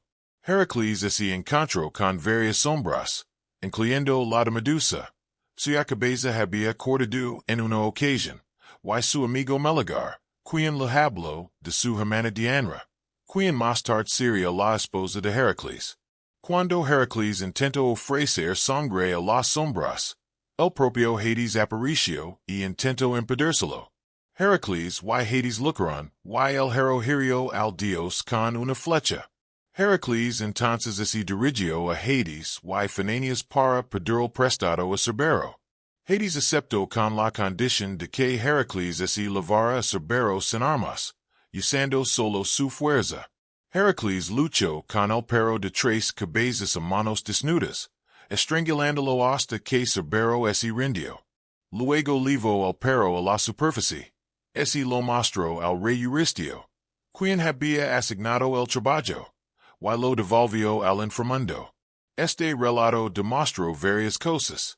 La fuerza y el coraje excepcionales de Heracles, la posibilidad de violar temporalmente los límites de la muerte mediante el procedimiento adecuado, y el permiso divino, y la disposición de Hades a negociar en lugar de simplemente negar todas las peticiones. Hades no era tiránico. Tenía reglas, pero esas se cumplían. Ese podía razonar con él. Tizio y la casa parada tenían una catabosis más insensata. Se habían hecho amigos cercanos y decidieron que, como grandes héroes, merecían esposas divinas. Tizio quería a Helena, aunque era demasiado joven, y Pido quería a la propia Epifanía. Raptaron con éxito a Helena, dejándola con la madre de Tizio, y luego descendieron al inframundo para robar la esposa a Hades. Esto fue espectacularmente arrogante. Hades los recibió con aparente hospitalidad, invitándolos a sentarse y descansar. Pero las sillas estaban encantadas. Una vez sentados, no podían levantarse. Estaban atrapados, atados por magia a la silla del olvido, obligados a permanecer en el inframundo para siempre como castigo por su arrogancia. Más tarde, cuando Heracles descendió para su 12º trabajo, los encontró atrapados. Liberó a Tizio, quien había sido menos culpable, siguiendo a su amigo en lugar de idear el plan. Pero cuando intentó liberar la casa la tierra tembló violentamente. Hades no permitió que el principal culpable escapara. La casa permaneció atada para siempre. Una advertencia contra el intento de robar al dios de los muertos. Odigio descendió al inframundo, aunque sin entrar físicamente en él. Siguiendo las instrucciones de la hechicera Circe, navegó hasta el confín del mundo, donde así podía acceder al inframundo. Alicavo una fosa y sacrificó ovejas, dejando que su sangre se acumulara. La sangre atrayó a las sombras que la bebaron y recuperaron la vitalidad suficiente para hablar. Odigio conversó con varios muertos celebres, su madre Antigua, enterándose de los sucesos en ataque durante su ausencia. Aquiles, quien expresó su pesar por la muerte. Ajax, quien aún estaba enojado con Odigio por haber cuidado la armadura a Aquiles, y el profeta Tiroceo, quien le dio consejos a Diso para su viaje de regreso. Vio los castigos de Tántalo, Sisfo y otros, y las recompensas de los benditos en el Eliseo. Este encuentro reveló el reino de Hades a los lectores a través de los ojos de Odigio. El héroe no conoció personalmente a Hades, pero sus descripciones del inframundo, su geografía y sus habitantes se volvieron influyentes, moldeando como los griegos posteriores se imaginaron el más allá. El episodio demostró que con un ritual adecuado y la guía divina, uno podía comunicarse con los muertos sin entrar completamente en su reino. Años, en el año de Virgilio, una obra romana inspirada en las tradiciones griegas, descendió al inframundo guiado por la Sibyl. Ali conoció a su padre Enis, quien le mostró las almas de los futuros romanos que esperaban nacer. Esta visión del destino romano hizo que el viaje de años sirviera para la construcción de mitos nacionales, pero también siguió el patrón de la catabasis griega. Estas historias de descensos cumplían múltiples funciones, demostraban la naturaleza excepcional de los héroes involucrados. Solo individuos extraordinarios podían visitar el inframundo y regresar. Exploraban la frontera entre la vida y la muerte, mostrándola como permeable pero peligrosa. Permisión a los poetas describir la geografía y los habitantes del más allá. Y lo más importante, mostraban a Hades en interacción con los vivos, revelando su carácter. Era severo pero razonable con Orfeo, dispuesto a luchar pero negociable con Heracles, castigando la hubris con la casa de los espíritus, y manteniendo los límites necesarios recazando el segundo descenso de Orfeo. Hades no era accesible como los olímpicos, pero tampoco estaba completamente fuera de su alcance. Estos encuentros también refuerzan la idea de que la muerte era permanente para los mortales comunes. Los héroes con ayuda divina podían visitarlo brevemente y regresar, pero la gente común no. La frontera que Hades mantenía era esencial para el orden cósmico. Demasiado intercambio entre vivos y muertos socavaría la distinción fundamental entre ambos estados. Los vivos que conocieron a Hades lo trataron universalmente con profundo respeto, incluso con miedo. Reconocieron su autoridad en su reino. Incluso Heracles, capaz de luchar contra dioses, se acercó a Hades primero diplomáticamente, usando la fuerza solo cuando era necesario, y devolviendo a cetro según lo prometido. El mensaje era claro. En el inframundo, Hades era supremo. Incluso los héroes debían reconocer su poder. Estos mitos de catábasis demostraban que el reino de Hades, aunque separado del mundo de los vivos, no estaba completamente celado. En circunstancias especiales, con ayuda divina o un coraje excepcional, la frontera podía cruzarse, pero nunca podría borrarse. La muerte seguía siendo muerte. El inframundo siguió siendo el reino de los muertos, y Hades siguió siendo su Señor eterno, permitiendo visitantes ocasionales, pero nunca renunciando a su autoridad y renunciando a ninguna alma sin motivo. Capítulo 7. El culto reticente. Hades en la práctica religiosa.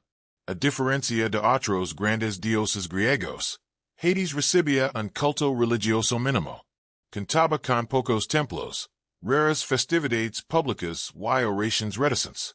Esta ausencia nos dice tanto sobre las actitudes religiosas griegas como sobre el culto elaborado que recibían otros dioses.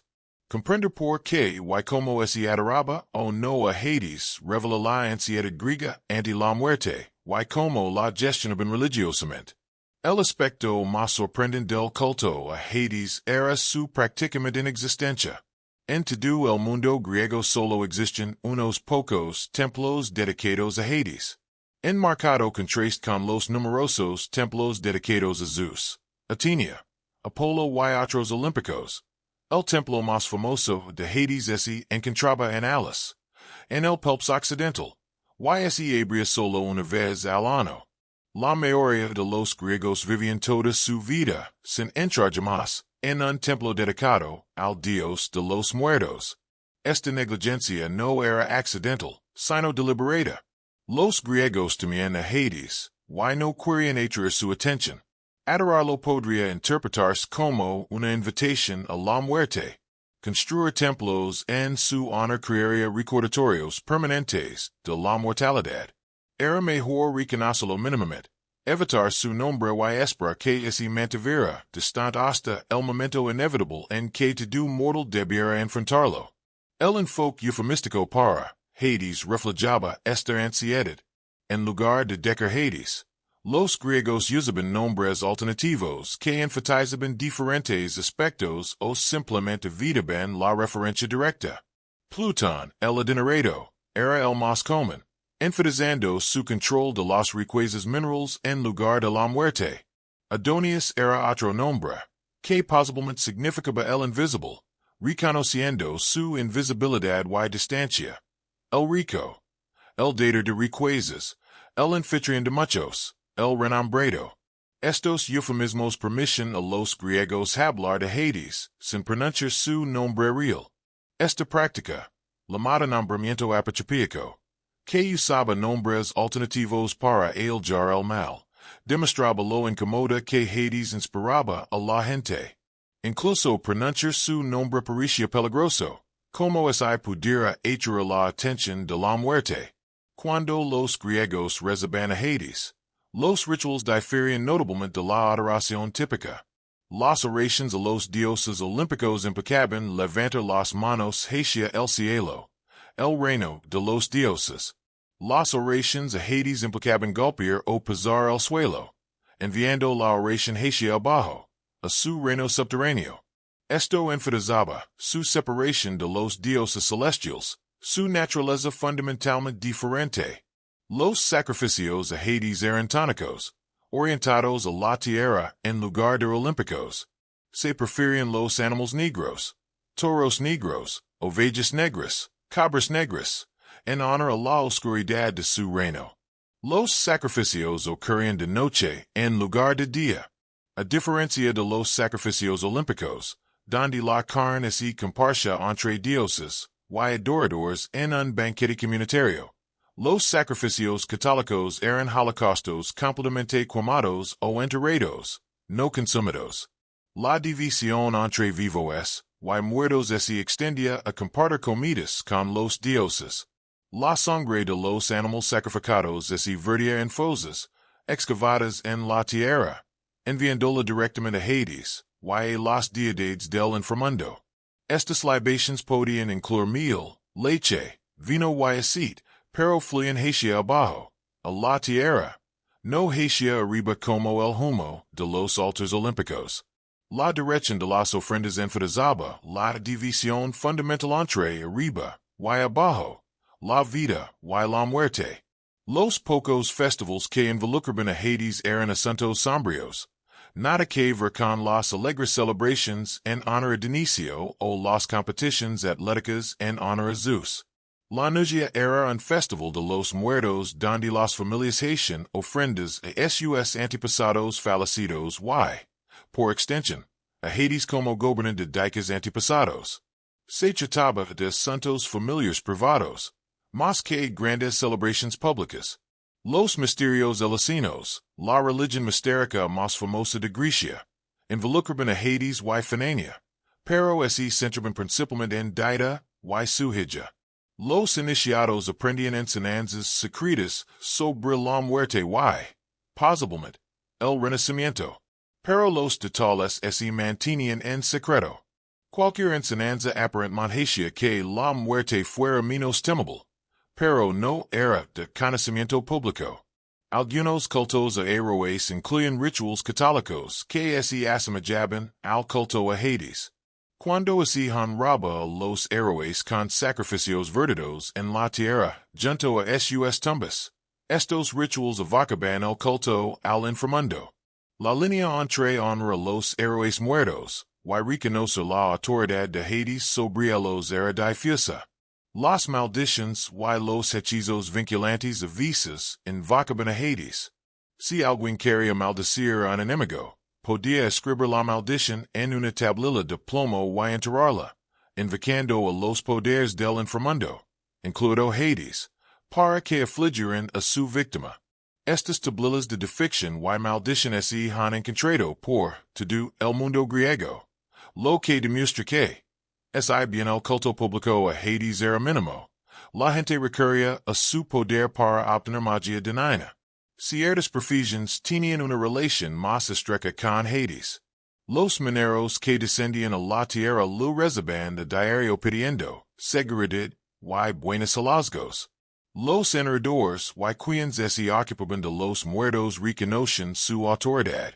Pero incluso estas relaciones profesionales eran más de respeto cauteloso que de adoración entusiasta. La ausencia de himnos a Hades es notable. Los himnos homéricos, una colección de poemas en honor a varios dioses, no incluyen ningún himno sustancial a Hades. Si bien hay un breve himno órfico a Plutón, este enfatiza su aspecto de opulento más que su papel como dios de la muerte. Al parecer, los poetas encontraban poca inspiración en el Señor de los Muertos, o quizás comparten una reticencia común a atraer su atención mediante elogios. El arte que representaba a Hades seguía ciertas convenciones. Se lo mostraba severo, maduro, barbudo, a menudo sosteniendo un cetro o una leve, simbolizando su autoridad y control sobre quien entraba en su reino. Podía sentarse en su trono junto a Fanny. Rara vez se lo mostraba, sonriendo o mostrando emoción. A diferencia de Zeus o Apolo, cuyas representaciones podían ser majestuosas, las imágenes de Hades enfatizaban su naturaleza sombría y severa. El enfoque filosófico sobre Hades diferia de la práctica religiosa.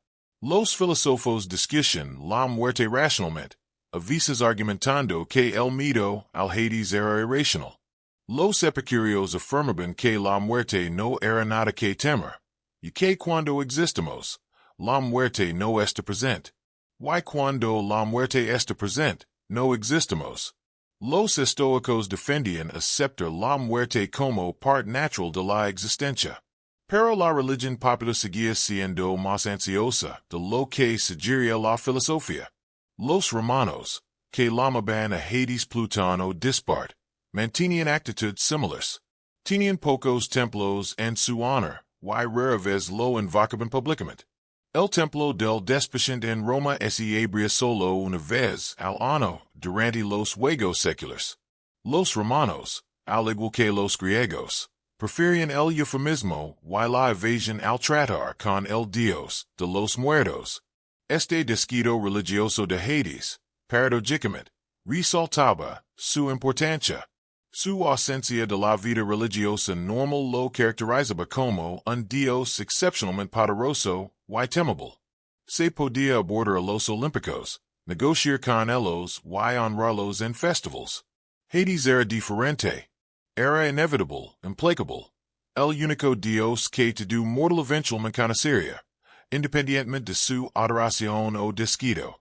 Algunos eruditos sugieren que esta adoración mínima en realidad reflejaba la suprema importancia de Hades. Los dioses que recibían una adoración elaborada necesitaban ser cortejados, convencidos de que lo proporcionaran beneficios. Hades no necesitaba cortejo. Y tenía derechos sobre cada mortal y los obtendría con el tiempo. La adoración no cambiaría esa verdad inevitable. El enfoque griego sobre la adoración o no adoración de Hades nos enseña a gestionar la ansiedad existencial a través de la religión. Al evitar a Hades, podían evitar enfrentarse directamente a la muerte. Al eufemizar su nombre, podían hablar de él sin enfrentarse directamente a la mortalidad. Al minimizar sus templos y festivals, pudieran estructurar la vida religiosa en torno a los vivos en lugar de los muertos. Sin embargo, esta evasión tenía límites en los funerales, en las tumbas, y en los momentos de duelo. La presencia de Hades era ineludible. Los elaborados rituales funerarios griegos, el cuidado del mantenimiento de las tumbas, y las ofrendas a los muertos reconocen el reino, y la autoridad de Hades. El dios podía no recibir templos públicos, pero permanecía presente en cada cementerio, en cada funeral y en cada momento de duelo. La reticente adoración a Hades demuestra una verdad fundamental sobre la religión. Los dioses no solo se centran en beneficios positivos, sino también en la gestión de los mitos. Los griegos no podían simplemente ignorar la muerte, así que crearon estructuras religiosas para reflexionar sobre ella. Pero esas estructuras minimizaban el contacto directo con el propio Hades. Honraban a los muertos, aplicaban los poderes del inframundo, y esperaban obtener una vida bendita en el más allá. Todo ello mientras mantenían al Señor de la muerte a distancia hasta ese inevitable encuentro final. Capítulo 8. Fania y poder, co-gobernance del inframundo. Tras el rapto de Fania y el compromiso que la convirtió en reina a tiempo parcial del inframundo, dejó de ser una víctima paiva, y se convirtió en una poderosa deidad por derecho propio.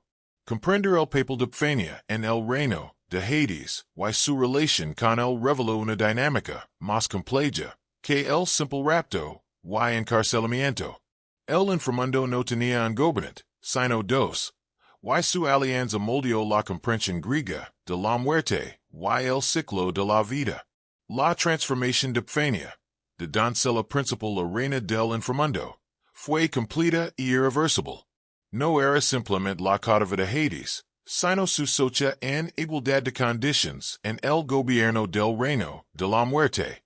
En su rol de reina, ejerció autoridad independiente, decidía sobre el destino de las almas y inspiraba el respeto de los habitantes del inframundo.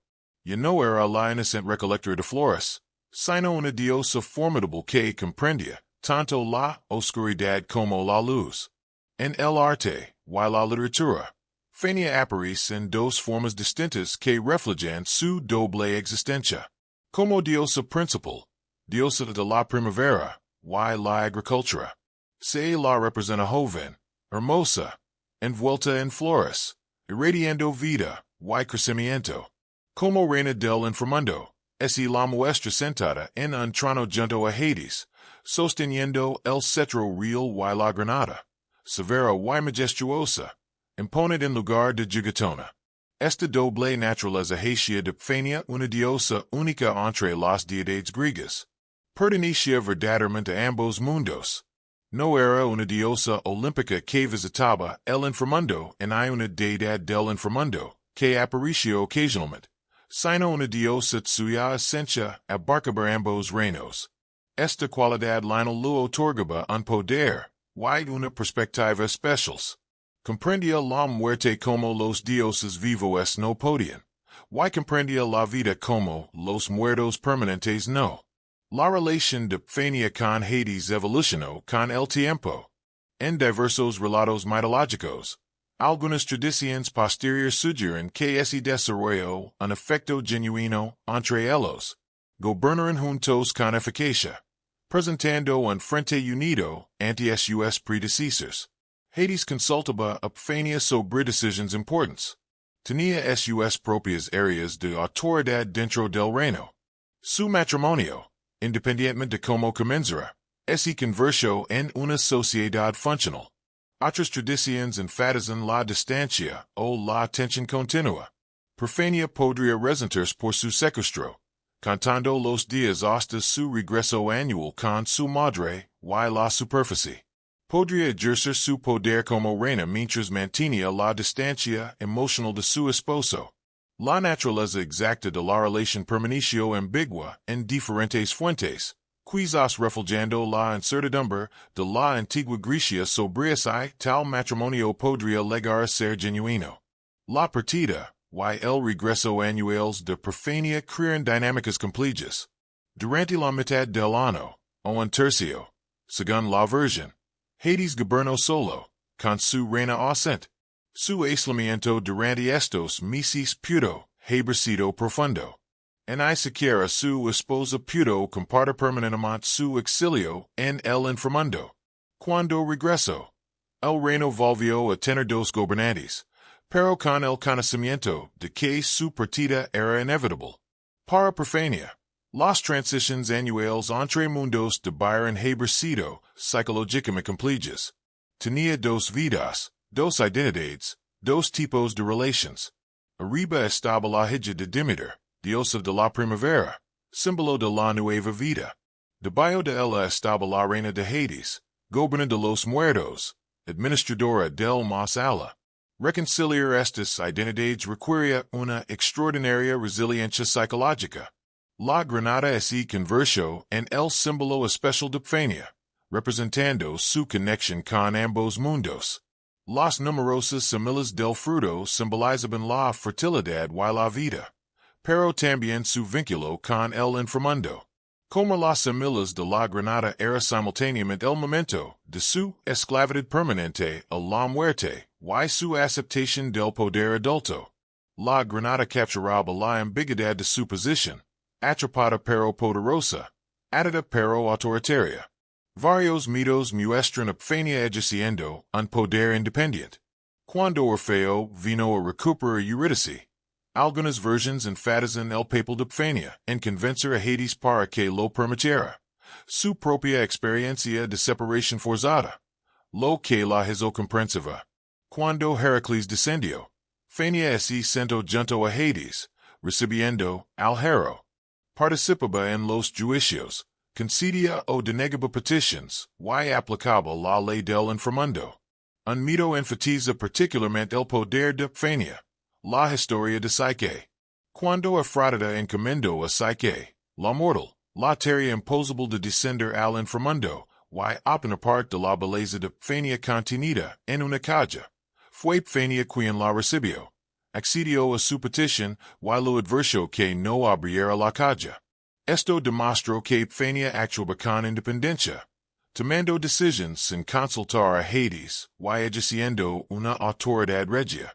Fania podía ser tan severa y implacable como el propio Hades. La sombra de Mindai, una ninfa que afirmaba ser más hermosa que Fania, y a quien Hades supuestamente había amado, fue paisatera por Fania, y transformada en una planta de menta. Esta historia, quizás inventada posteriormente para explicar la asociación de la menta con los rituales funerarios, mostraba a Fania como una mujer celosa y poderosa, capaz de castigar a quienes desafiaban su posición. La división temporal entre los mundos creó una separación natural entre Hades y Fania. A diferencia de otras parejas divinas que podían estar juntas continuamente si así lo deciden, Hades y Fania eran separados a la fuerza durante la mitad de cada año. Esto podría haber evitado la constante fricción marital que caracterizaba la relación entre Zeus y Hera, pero también significó que su relación se mantuvo algo distante, nunca plenamente íntima porque nunca fue completamente continua. Algunos intérpretes consideran esta separación essential para el funcionamiento de la relación. El ciclo estacional requiere la ausencia de Fania para crear el invierno, y su regreso para traer la primavera. Si permanecía permanentemente en cualquiera de los dos mundos, las estaciones cesarían. La relación en sí misma era una necesidad cósmica, pues el matrimonio mantenía el orden natural. Los sentimientos personales, ya fueran afecto o resentimiento, estaban subordinados a esta función cósmica. Las religiones mistéricas, en particular los misterios eleusinos, se centraban en la historia de Fania. Los iniciados aprendían enseñanzas secretas sobre su descenso y regreso. Al parecer, estas enseñanzas hacían la muerte menos temible al conectarla con los ciclos naturales. Así como las familias descendían a la oscuridad antes de germinar, así como Fania descendía a la muerte antes de volver a la vida, los humanos podían esperar la continuidad más allá de la muerte. Fania se convirtió en la garantía de una vida eterna bendita para los iniciados. Esto hizo que Perséfone fuera posiblemente más importante religiosamente que el propio Hades. Los misterios se centraban en ella, no en él. Su sufrimiento, transformación y regreso proporcionaron el patrón mitológico que dio esperanza a los iniciados. Hades era el reino y su gobernante, pero Fania era el puente entre la muerte y la vida. La prueba de que el descenso no significaba un final permanente. Los intérpretes modernos han visto la historia de Fania desde diversas perspectivas. Las lecturas feministas a menudo enfatizan la violencia de los secuestros y la victimización de Fania, viendo el mito como la codificación de la violencia de género patriarcal. Las interpretaciones psicológicas lo ven como la representación de la transición de la infancia a la edad adulta, la pérdida de la inocencia, la necesaria separación de la madre. Las lecturas mitológicas enfatizan los ciclos estacionales y las metáforas agrícolas. Todas estas interpretaciones capturan algo real sobre la complejidad del mito. La historia de Perséfone puede leerse como una alegoría estacional, el desarrollo psicológico, la política de género, el misterio religioso, el ciclo agrícola o un patrón de muerte y renacimiento. Su multivalencia es parte de su poder. Distintos públicos encontrarán distintos significados, aunque todos reconocerán la importancia fundamental de la historia. La alianza entre Hades y Fania creó un inframundo más completo que el que Hades solo podía proporcionar. Él representaba la finalidad, la permanencia y la ineludabilidad de la muerte. Él representaba la posibilidad de renovación, la conexión entre la muerte y la vida, la esperanza de que la oscuridad dé paso a la luz. Juntos, gobernaron un reino que era a la vez fin y transformación, tumba y útero. Su relación, Aunque ambigua en sus dimensions emotionals, funcionó eficazmente como una alianza cósmica. Mantenían la frontera entre los vivos y los muertos, a la vez que mantenían la conexión entre ellos. Juzgaban los almas juntos, gobernaban su reino conjuntamente, y encarnaban aspectos complementarios del misterio de la muerte. El inframundo tenía dos gobernantes porque la muerte misma tenía múltiples dimensions que requerían tanto la severa finalidad de Hades como el poder transformador de Feni para abarcarlas por completo. Capítulo 9. Hades en la filosofía y la literatura. A medida que la cultura griega evolucionó, también lo hizo la comprensión de Hades. Los filósofos lo reinterpretaron alegóricamente.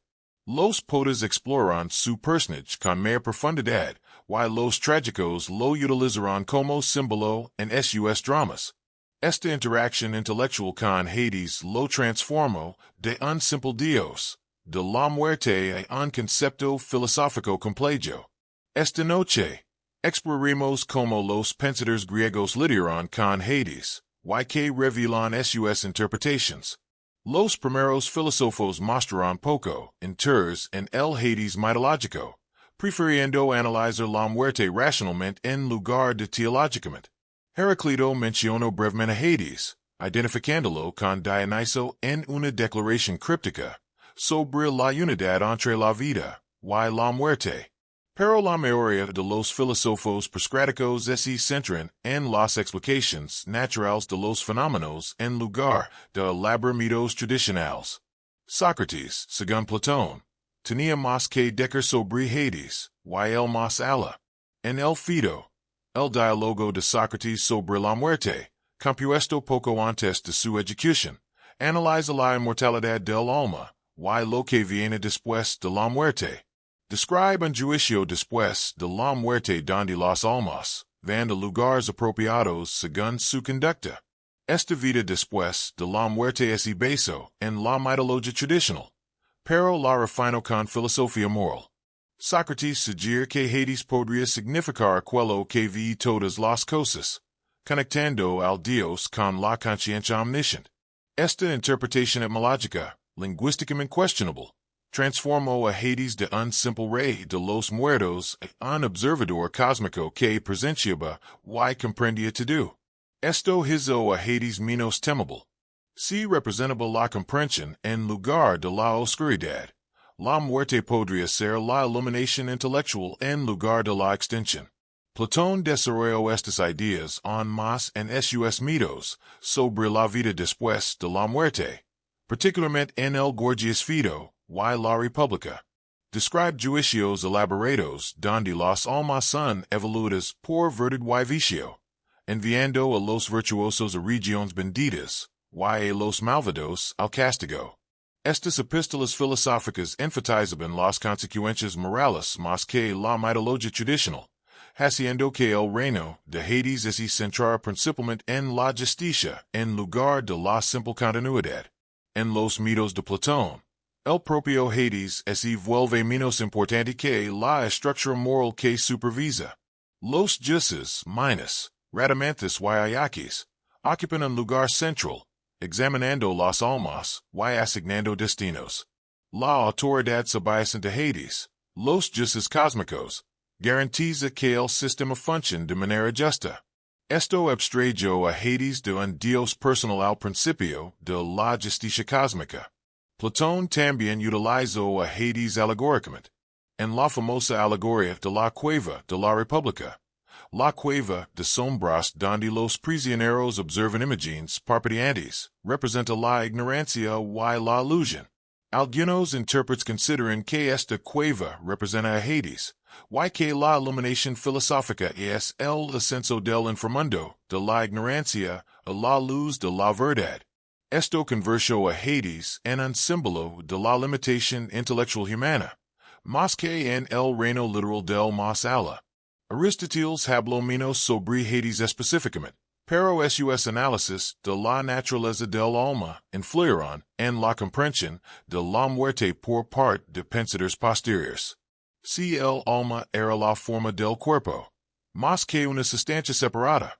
La muerte podría significar un final genuino. Mas que una continuación en el Hades. Esta visión naturalista desafió la mitología tradicional, sugiriendo que el inframundo podría ser ficción, más que realidad. Los filósofos epicúreos rechazaron explícitamente el mito al Hades. Epicuro enseñó que la muerte no era nada que temer porque el alma es dispersible al morir, sin dejar conciencia para experimentar el inframundo. Cuando existimos, la muerte no está presente. Y cuando la muerte está presente, no existimos.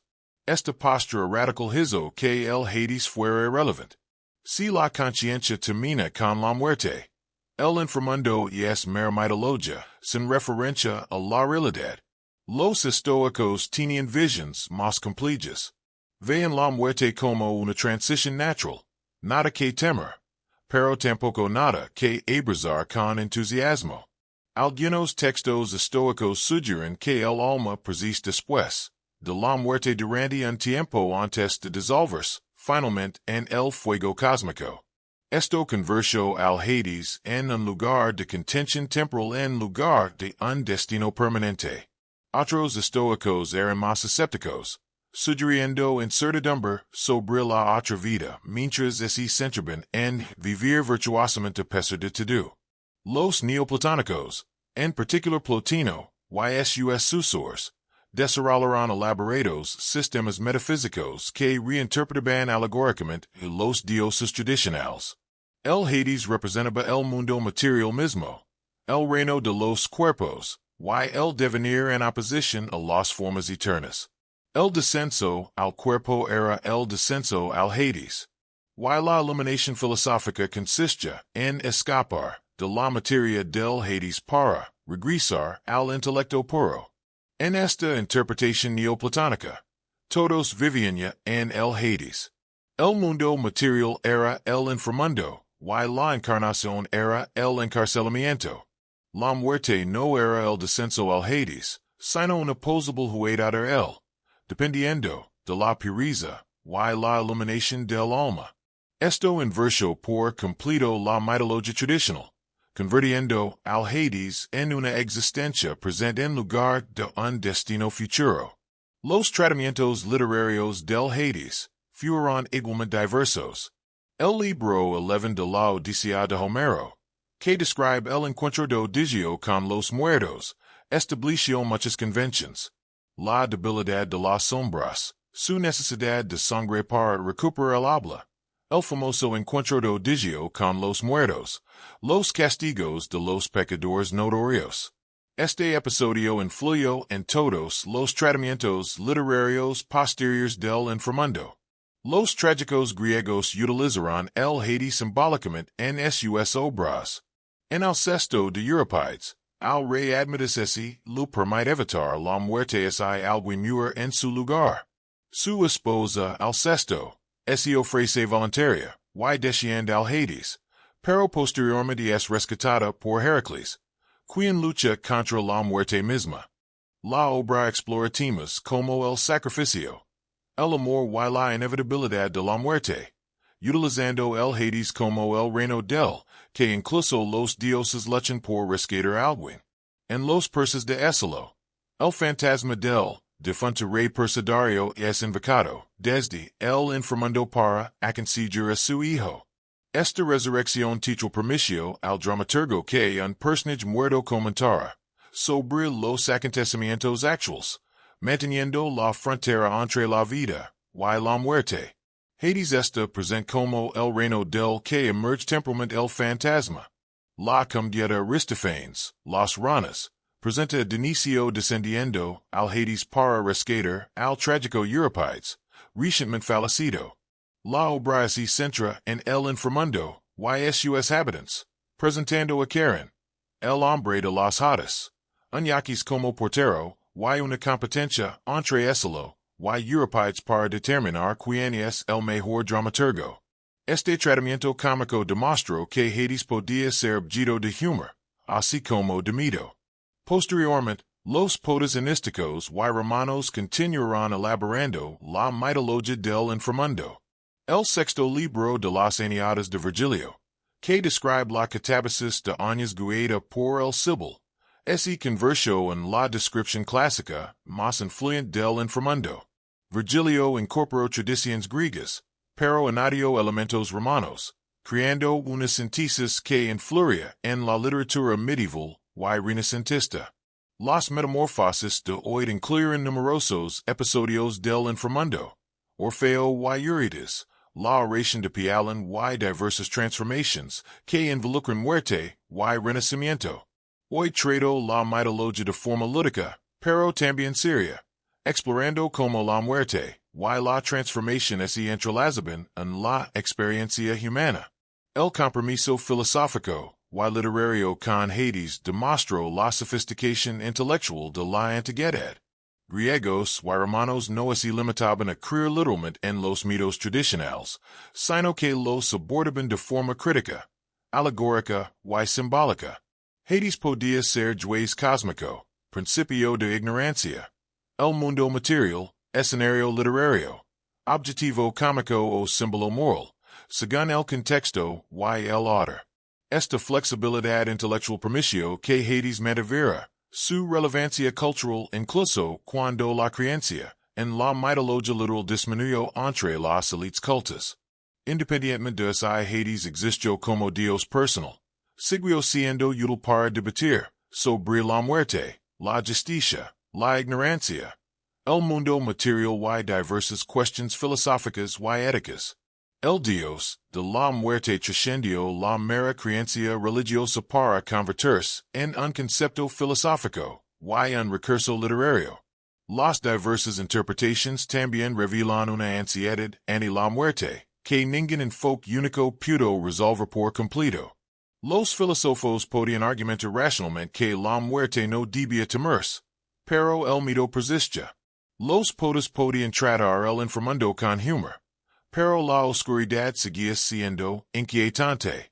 Los intentos de domesticar la muerte mediante la razón o el arte solo tuvieron un éxito parcial.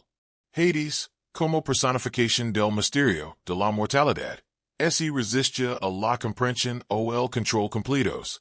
Los estudiosos modernos que estudian estos textos antiguos, ven a griegos y romanos lidiando con preguntas fundamentales sobre la mortalidad, la conciencia, el significado y que, si acaso, viene después de la muerte.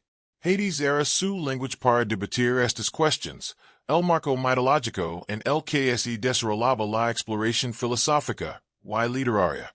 Y fuera que creyeran en el literalmente o lo interpretaran alegóricamente, los pensadores antiguos lo consideraban necesario para contemplar el misterio de la muerte. El dios del inframundo se convirtió así en mucho más que una simple deidad de la muerte. Fue un concepto filosófico, un tropo literario, un símbolo alegórico, un principio moral y una pregunta existencial divina. Esta riqueza intelectual garantizó que Hades mantuviera su relevancia cultural mucho después del declive de su culto. Su complejidad se equipara a la complejidad de la relación humana con la mortalidad misma. Capítulo 10. El Plutón romano. Transformación y continuidad. Cuando Roma absorbió la cultura griega, Hades se convirtió en Plutón, experimentando una transformación que mantuvo sus características esenciales. Comprender el Plutón romano nos ayuda a ver tanto la continuidad con las tradiciones griegas como las innovaciones distintivamente romanas. El dios de la muerte cruzó culturas, adaptándose a nuevos contextos sin perder su reconocimiento.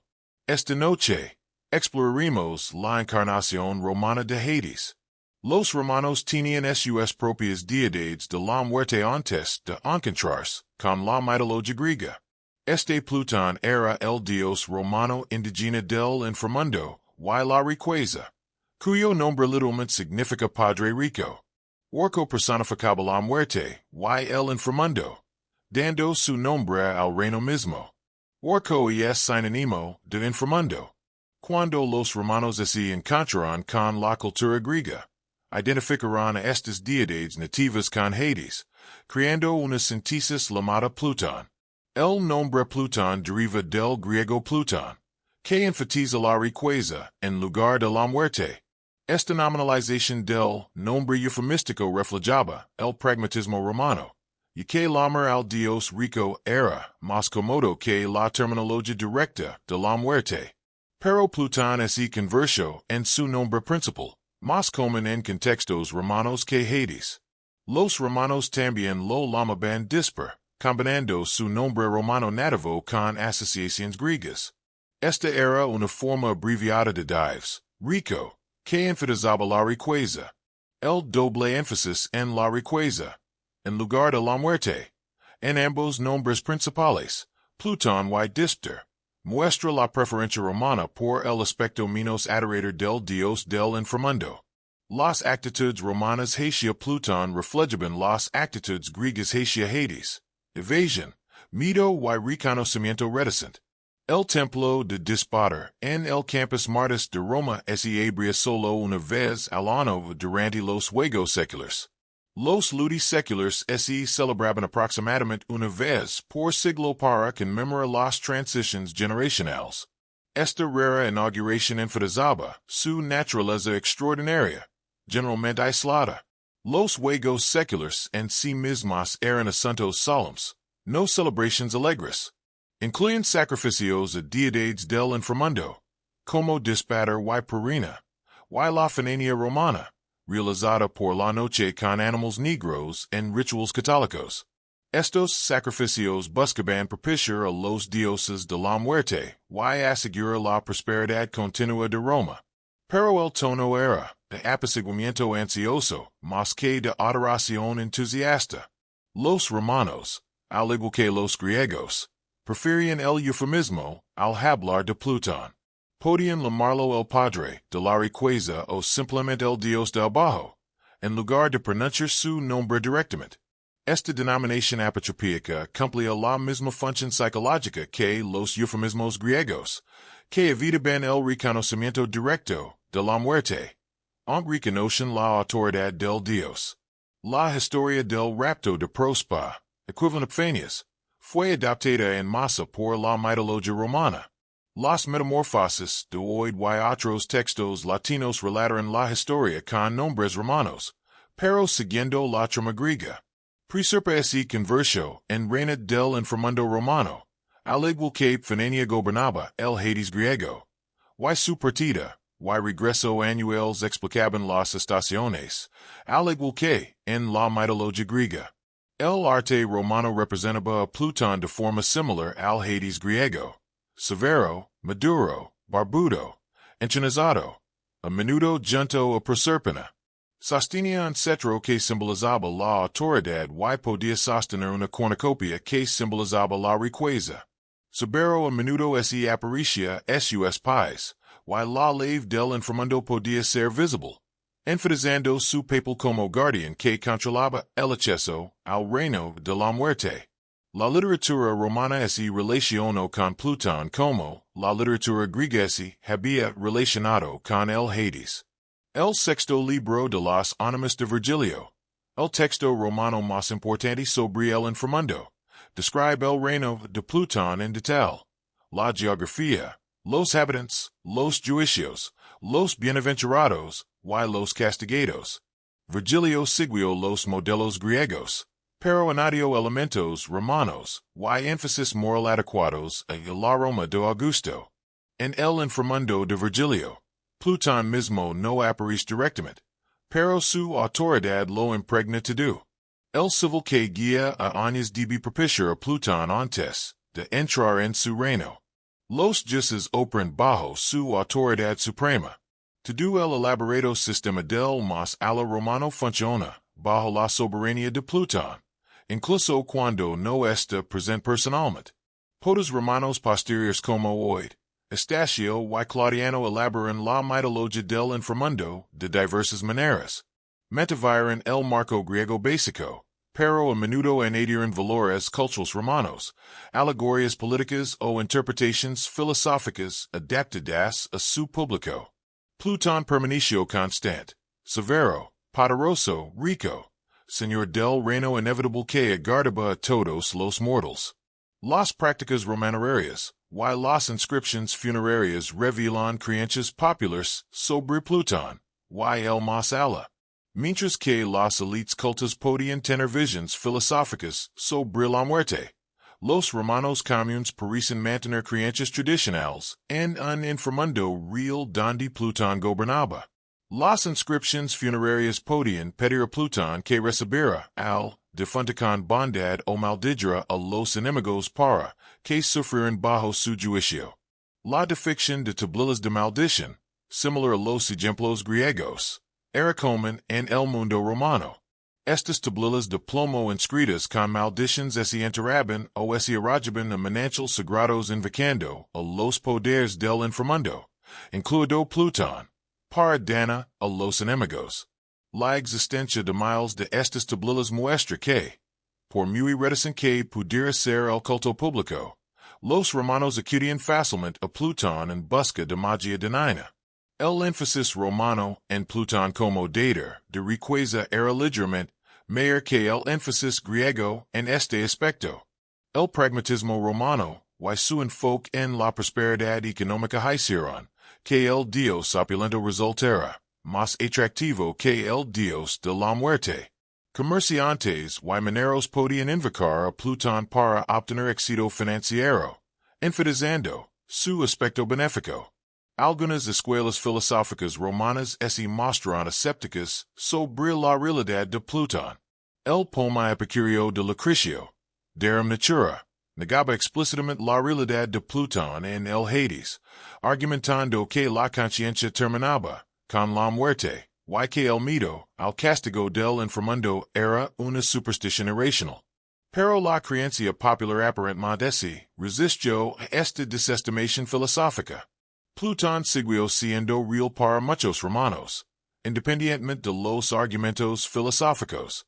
El estoicismo romano, especialmente el expresado por Séneca y Marco Aurelio, fomentaba la aceptación de la muerte con calma como una transición natural. La existencia real del reino de Plutón importaba menos que afrontar la muerte con equanimidad. El ideal estoico consistía en estar preparado para descender a Plutón en cualquier momento, sabiendo que se había vivido virtuosamente y que la muerte no podía dañar el alma virtuosa. A medida que el cristianismo se extendía por el imperio romano, Plutón se volvió problemático. Los cristianos enseñaban diferentes doctrinas sobre la vida después de la muerte, cielo para los salvos, infierno para los condenados, con Jesucristo como juez en lugar de Plutón.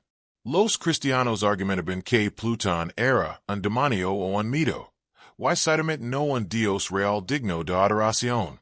Los primeros escritores cristianos atacaron el culto a Plutón como un engaño demoníaco. Señalaron la oscuridad, y los tormentos del inframundo como prueba de que la vida pagana después de la muerte era una comprensión parcial del infierno. Algunos sugirieron que Plutón era Satanás o un demonio que se hacía pasar por Dios. Otros lo descartaron como una completa mitología ficticia sin fundamento real. A medida que el cristianismo se convirtió en la religión oficial de Roma, el culto a Plutón fue suprimido junto con todos los cultos paganos. Su templo fue clausurado, sus festivals interrumpidos, y sus sacerdotes prohibieron practicarlo. El antiguo dios de la muerte fue asesinado, al menos como objeto de adoración. Pero permaneció presente en la literatura, el arte y la memoria cultural. Los cristianos medievales que leían a Virgilio y oído se taparon con Plutón repetidamente. Lo interpretaron alegóricamente. Era Satanás o la personificación del pecado. Su reino era el infierno o el pecado terrenal. Este enfoque alegórico permitió que los textos clásicos mantuvieran su relevancia cultural a pesar de la teología cristiana. En cristianizar por completo la mitología pagana, los humanistas renacentistas recuperaron el saber clásico, incluyendo la mitología de Plutón. Lo leyeron en textos latinos originales, Estudiarán el arte antiguo que lo representaba, y lo incorporarán al arte, y la literatura renacentistas. Sin embargo, el Plutón renacentista era principalmente una figura literaria y artística, no una deidad religiosa. Y nadie lo veneraba seriamente, pero mantuvo su importancia cultural.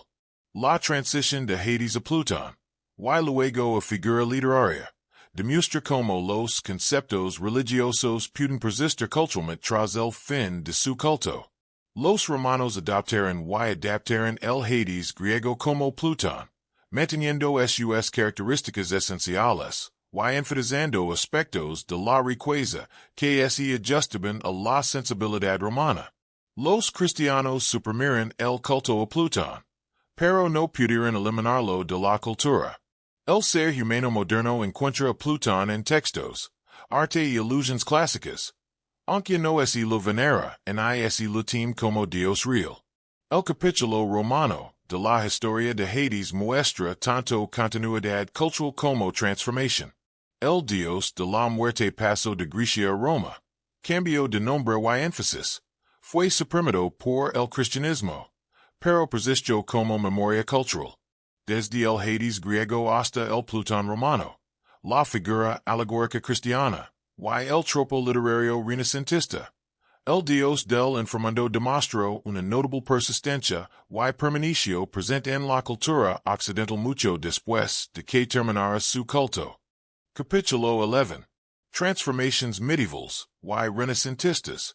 Tras el fin del mundo antiguo, Hades no desapareció, sino que se transformó notablemente, filtrado a través de la teología cristiana, la alegoría medieval y el humanismo renacentista. Comprender estas transformaciones revela cómo los dioses paganos persisten en las culturas cristianas, y cómo el saber clásico sobrevivió a la transición religiosa. Esta noche, exploraremos las encarnaciones medievales y renacentistas de Hades. El cristianismo medieval temprano mantuvo una relación compleja con la mitología clásica. Por un lado, los padres de la Iglesia condenaron a los dioses paganos como demonios o delirios, falsas deidades que habían engañado a los pueblos antiguos. Hades, como dios de la muerte y del inframundo, era particularmente fácil de demonizar, y ocupaba el reino que los cristianos asociaban con el infierno y Satanás. Algunos escritores cristianos identificaron explícitamente a Hades con Satanás o con el propio infierno. El inframundo se convirtió en el infierno cristiano, lugar de castigo eterno para los condenados. Ciber, que custodiaba sus puertas, se convirtió en un guardián demoníaco. Los diversos tormentos del Tartaro se convirtieron en anticipos de los castigos del infierno. Esta combinación hizo que el Hades fuera teológicamente seguro para su discusión. No era un dios rival, sino simplemente un nombre para los conceptos que el cristianismo enseñaba. Pero el rechazo total del aprendizaje clásico resultó imposible. El latín siguió siendo la lengua de las clases cultas, y la literatura latina estaba repleta de referencias a Hades/Plutón. Virgilio Zenit fue particularmente importante, valuado por su excelencia literaria y su potencial interpretación alegórica cristiana. Los eruditos medievales leyeron a Virgilio y encontraron el reino de Plutón descrito en detalle. La solución fue la interpretación alegórica. Los comentaristas medievales argumentaron que la mitología pagana contenía una verdad oscurecida por el falso politismo. Correctamente interpretados, los mitos paganos podían enseñar lecciones cristianas. Hades se convirtió en una alegoría del pecado, el infierno o la muerte espiritual de vivir en pecado. Su reino representaba el estado de las almas separadas de Dios. La divina comedia de Dante ejemplifica este enfoque alegórico. En el infierno, Dante y Virgilio descienden por los círculos del infierno. Aunque el infierno de Dante es cristiano en teología, su estructura debe mucho a las descripciones clásicas del inframundo, menos juzga las almas. aparecen figuras clásicas como Karen y Cerbero. Pecadores famosos, tanto de la tradición clásica como de la cristiana, sufren castigos apropiados. El propio Hades no aparece en el infierno de Dante. El Satan cristiano ocupa el punto más bajo. Pero Plutón aparece como guardián del cuarto círculo, la avaricia y la prodigalidad, simbolizando el poder corruptor de la riqueza. Esta ubicación refleja la comprensión medieval. Plutón, el dios de la riqueza, se convierte en el demonio de la avaricia. La mitología clásica se conserva, pero está completamente cristianizada. La literatura medieval generalmente trataba a Hades como un héroe histórico o una alegoría útil. La moralidad de Ovidio, una obra medieval francesa, relata las metamorfosis de Ovidio con interpretaciones morales cristianas anáditas. El rapto de Prenia por Plutón se convierte en una alegoría del pecado, que roba el alma inocente o de la muerte que se leva a la humanidad, con solo la intervención de Cristo, simbolizada por el retorno parcial de Prenia, permitiendo la salvación. Las representaciones artísticas del infierno en manuscritos iluminados medievales y decoraciones eclesiásticas a menudo tomaban prestadas imágenes clásicas del inframundo. Karen, almas que sedientas, pecadores devoradores de sabados, diversos tormentos adaptados de descripciones clásicas, todos aparecieron en contextos cristianos. El vocabulario visual del infierno se inspiró en gran medida en las tradiciones griegas y romanas del inframundo. El Renacimiento renovó el interés por el saber clásico.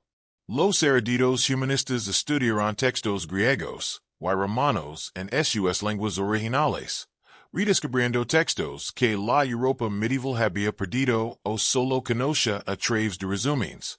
Encontrarán a Hades/Plutón en múltiples fuentes clásicas, y se interesarán más por comprender la religión antigua en sus propios términos, en lugar de simplemente como una prefiguración cristiana. Los artistas renacentistas representaron a Plutón y su reino extensamente.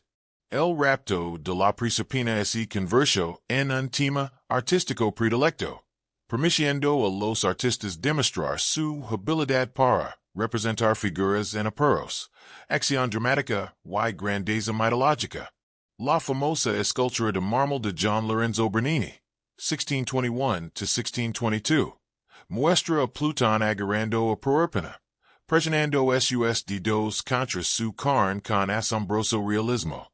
Estas obras de arte renacentistas trataron la mitología clásica como arte más que como religión. Nadie veneraba estas imágenes de Plutón, pero las valoraban por razones estéticas y culturales. El dios pagano se volvió seguro de representar una vez despojado de su significado religioso, transformado en tema artístico en lugar de una amenaza teológica. La literatura renacentista revivió las formas y los temas clásicos. Los poetas escribieron en latín, imitando modelos antiguos, y se encontraron inevitablemente con la mitología clásica, incluyendo el Hades. Podían narrar mitos, ayudar a ellos o usarlos como metáforas. Este renacimiento literario garantizó que los europeos cultos permanecieron familiarizados con el Hades, incluso mientras el cristianismo dominaba la religión. El Renacimiento también presenció un resurgimiento del interés filosófico por el pensamiento clásico. Los académicos estudiaron a Platón y los neoplatónicos, encontrándose con sus debates sobre el Hades y el más allá del alma. Este compromiso filosófico era diferente de la creencia religiosa. Los lectores podían entender la filosofía antigua como ideas históricas en lugar de una verdad actual, pero mantuvo al Hades presente en el discurso intelectual. Algunos pensadores renacentistas exploraron así los antiguos paganos podían alcanzar la salvación a pesar de carecer de la revelación cristiana. Esta cuestión afectó su visión de los dioses paganos y las creencias sobre el más allá. Si los paganos virtuosos podían salvarse, sus errores religiosos, Como creer en el Hades. Eran menos condenatorios. Esto hizo que la mitología clásica fuera más comprensiva. Menos complemente falsa de lo que habían argumentado los primeros palimpsestos cristianos. La reforma protestante introdujo una nueva dinámica. Los protestantes rechazaron muchas tradiciones católicas, pero conservaron la educación clásica. La en latín y, a veces griego, estudiaban textos antiguos y encontraban con Hades con regularidad. Los escritores protestantes generalmente sostenían que los dioses paganos eran demonios o delirios, pero involucraron extensamente con la mitología clásica en la literatura y el arte. La era de la exploración trajo consigo encuentros con culturas no cristianas en América, África y Asia. Los académicos europeos comparan diferentes religiones, observando similitudes y diferencias. Observan que muchas culturas tenían deidades del inframundo y creencias en el más allá, algo similares al Hades griego. Esta perspectiva comparativa convirtió a Hades en un ejemplo de un patrón humano generalizado, más que en un era único. Para los siglos XVII y XVIII, los europeos cultos habían asimilado por completo la mitología clásica como conocimiento cultural separado de la creencia religiosa. Nadie adoraba a Hades, pero todos los que conocen las lenguas clásicas sabían quién era. Apareció en la poesía, el teatro, el arte y el discurso culto como referencia mitológica, no como afirmación teológica. La ilustración trajo consigo enfoques más críticos. Los académicos estudiaron la mitología comparativa y históricamente, analizando cómo se desarrollaron y cambiaron las religiones. Hades se convirtió en objeto de estudio académico en lugar de controversia religiosa. Los filósofos racionalistas rechazaron todas las creencias sobrenaturales, incluyendo las cristianas y paganas, convirtiendo al Hades y al infierno en igualmente mitológicos desde su perspectiva. Los poetas románticos de finales del siglo XVIII y principios del XIX redescubrieron la mitología clásica como fuente de poder estético y emocional. Escribieron poemas que exploraban los mitos griegos, incluyendo a Hades y Fenania, valorándolos por su riqueza psicológica y simbólica más que por su verdad literal. Este enfoque literario continuó separando al Hades como símbolo cultural del Hades como deidad venerada. Los periodos medieval y renacentista transformaron al Hades de Dios venerado a símbolo alegórico, objeto estético y a tema académico. Cada transformación lo preservó, al tiempo que modificaba su función. La alegoría medieval mantuvo su relevancia al cristianizarlo. El arte renacentista lo apreció estéticamente. La erudición de la ilustración lo estudió históricamente. La literatura romántica lo exploró psicológicamente. Estas transformaciones demuestran una notable persistencia cultural. 2000 años después del declive de su culto, Hades permaneció presente en la cultura occidental a través de diversas adaptaciones y reinterpretaciones. El antiguo dios de la muerte sobrevivió al convertirse en algo distinto de Dios. Alegoría, obra de arte, referencia literaria, conocimiento cultural, perdió significado religioso pero adquirió una inmortalidad cultural de otro tipo. Este proceso continúa en la actualidad. Encontramos a Hades introducciones de textos clásicos, en museos de arte que exhiben esculturas renacentistas, y en alusiones a lo largo de la literatura occidental. Puede que no creemos en el religiosamente, pero lo reconocimos culturalmente. El dios del inframundo alcanzó una especie de inmortalidad mediante la transmisión cultural, presente para siempre en la imaginación occidental, aunque su culto haya desaparecido. Capítulo 12. El Hades moderno. Cultura pop y reimaginaciones contemporáneas. En la época contemporánea, Hades ha sido radicalmente reimaginado a través de la cultura popular. De villano de Disney a protagonista de videojuegos, de la historia antigua a la ficción moderna, Hades continúa evolucionando. Estas interpretaciones modernas nos dicen tanto sobre la cultura contemporánea como sobre la mitología antigua. Esta noche, exploramos la presencia de Hades en la imaginación moderna. La película animada de Disney de 1997, Hercules, creó quizás la versión moderna más reconocible de Hades. Con la voz de James Woods, el Hades de Disney es un villano de habla rápida con cabello azul lamante, que maneja el inframundo como un ejecutivo corporativo frustrado. Conspira para derrocar a Zeus, emplea secuaces incompetentes, dolor y pánico, y personifica al villano sarcástico. Esta versión tiene un parecido mínimo con el Hades antiguo. El Hades de Disney es irascible y impulsivo, mientras que el Hades antiguo era severo y controlado. La versión de Disney busca activamente derrocar a Zeus, mientras que el antiguo Hades aceptó su rol y rara vez desafió a su hermano. El inframundo de Disney es un tormento infernal, mientras que el inframundo de la antigua Grecia era más complejo y variado. Las decisiones de Disney reflejan las expectativas modernas más que los textos antiguos. Las películas de animación necesitan villanos claros, y el dios de la muerte es un antagonista obvio. La película simplificó la mitología griega en una narrativa de héroe contra villano, convirtiendo a Hades en malvado por defecto. Esta interpretación influyó en cómo millones de espectadores, especialmente niños, imaginan a Hades como un villano en lugar de una función cósmica necesaria.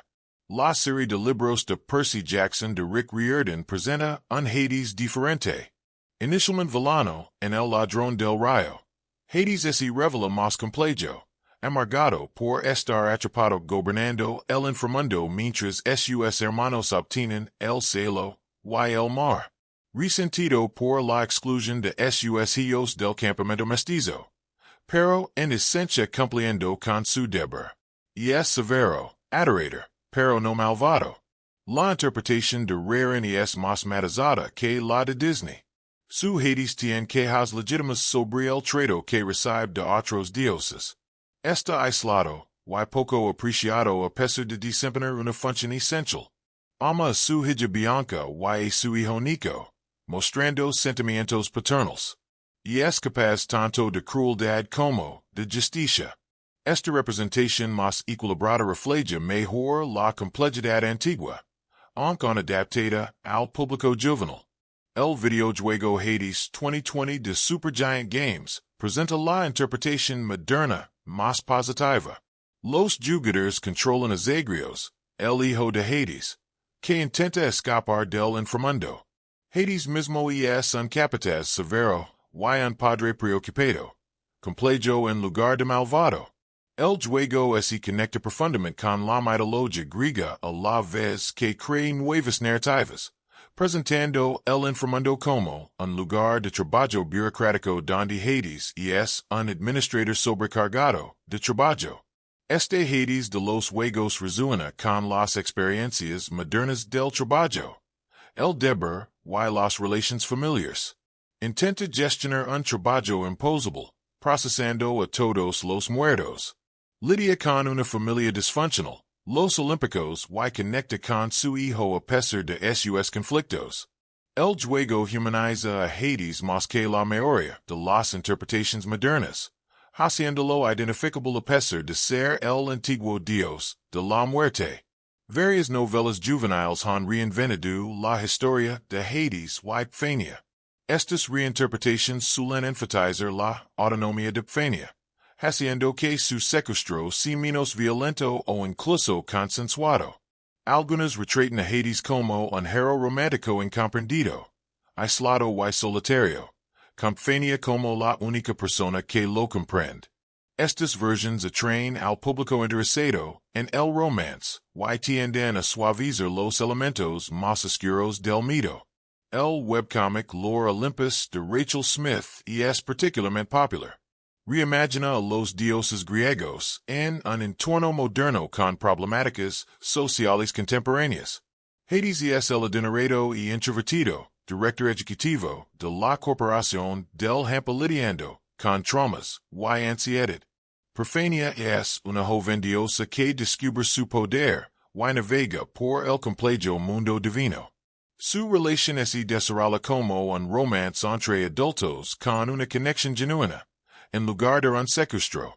Estas reinterpretaciones románticas reflejan los valores modernos sobre el consentimiento y las relaciones. El público contemporáneo encuentra inquietante la narrativa tradicional del secuestro, y prefiere versiones donde Fania tiene autonomía, y elige Hades. Esto crea una tensión entre la fidelidad a las fuentes antiguas, y la creación de narrativas éticamente aceptables para los lectores modernos. El interés académico por Hades continúa. Los estudiosos clásicos estudian textos antiguos. La arqueología explora lugares de culto reales, y los historiadores examinan cómo lo veneraban los griegos. Este trabajo académico recupera la complejidad histórica que a menudo se pierde en las adaptaciones populares, mostrando a Hades tal como lo entendían los antiguos, en lugar de las proyecciones modernas. Hades aparece en varios juegos de rol de fantasía, generalmente como una deidad poderosa que los jugadores podrían encontrar o servir. Juegos como God of War lo incluyen como antagonista, a pesar de que la mitología griega no lo retrata como enemigo de los héroes. Dungeons and Dragons y juegos similares lo incorporan a sus panteones mitológicos, adaptándolo para fines de juego, a la vez que se inspiran en tradiciones antiguas. Las subculturas del heavy metal y el gótico aprecian estéticamente a Hades, y la imaginaria del inframundo. Las portadas de los álbumes, las letras y los estilos visuales se inspiran en la iconografía del dios de la muerte. Esto no es adoración, sino un compromiso cultural con la oscuridad, la muerte y la transgresión que Hades simboliza.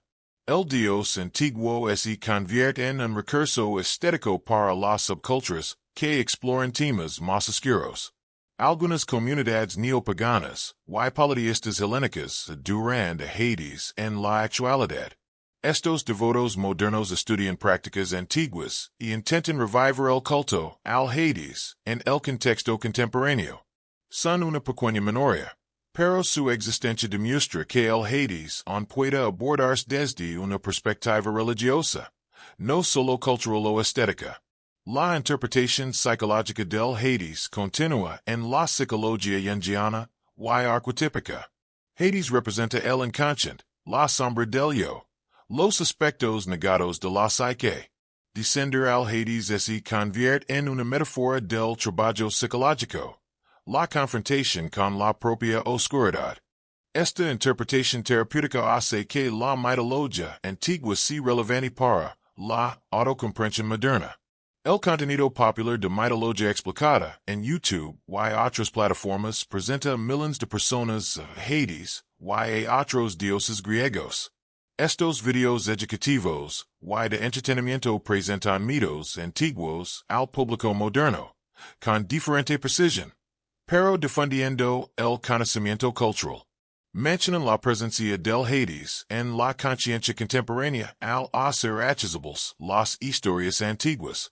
La persistencia del Hades en la cultura moderna revela una fascinación continua por la muerte, el más allá, y la mitología antigua. A pesar de las grandes diferencias entre la cultura griega antigua y la sociedad occidental moderna, la gente aún encuentra significado en el Hades. Representa las preocupaciones humanas universales sobre la mortalidad, lo que viene después de la muerte y cómo afrontar el inevitable fin de la vida. Las interpretaciones modernas difieren necesariamente de las fuentes antiguas. No podemos recrear la experiencia religiosa antigua en creer exactamente como creen los griegos. En cambio, adaptemos Hades a contextos contemporáneos, utilizándolo para explorar preocupaciones actuales a través de símbolos antiguos. Este preciso siempre ha ocurrido. Cada generación reinventa la mitología para sus propios fines. La pregunta no es si las interpretaciones modernas son fieles a las fuentes antiguas, sino que revelan sobre la cultura contemporánea. El villano de Disney, Hades, refleja las narrativas modernas del bien contra el mal. El Hades romántico refleja el enters actual por reinventa las relaciones problemáticas. El Hades de los videojuegos refleja experiencias de trabajo y responsabilidades familiares. Cada versión cumple una función cultural específica para un público específico. La investigación académica intenta recuperar el Hades histórico tal como lo entendían los antiguos griegos. Este trabajo histórico es valioso, ya que proporciona una base que evita la distorsión total. Pero incluso los académicos reconocen que nunca podremos recrear por completo la experiencia religiosa antigua. Abordamos Hades desde nuestro propio momento histórico, aportando suposiciones y intereses contemporáneos.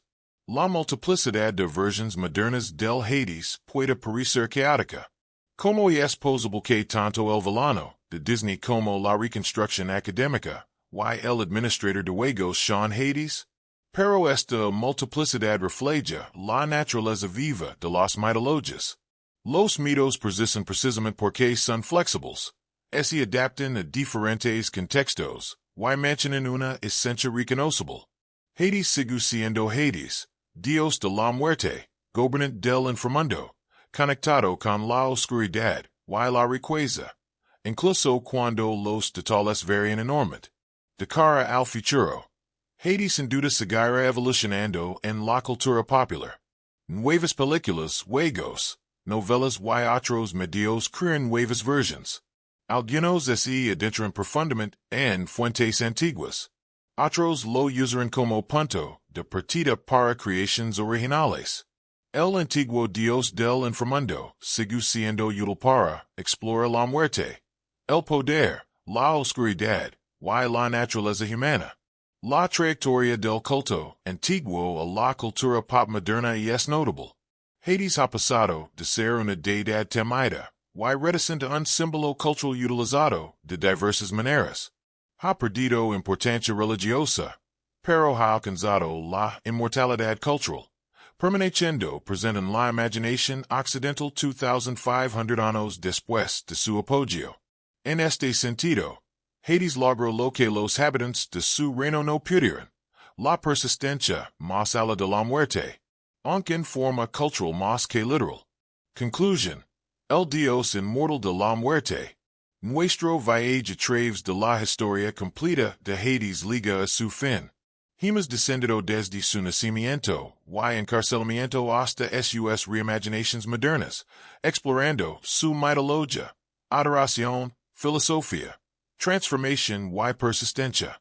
Ahora, en estos momentos finales, reflexionemos sobre esta compleja deidad y lo que su historia revela sobre la muerte, la cultura y la imaginación humana.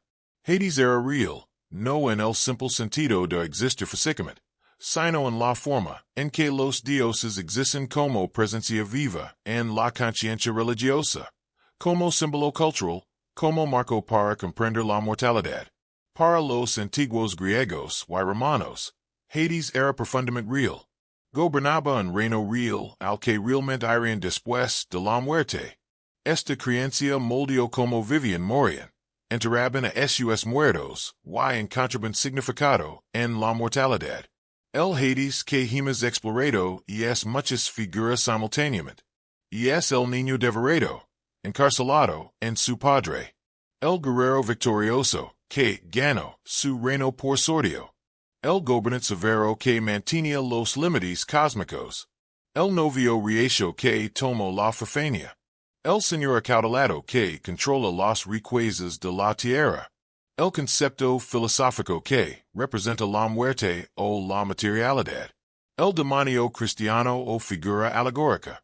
Y el personaje de la cultura pop moderna.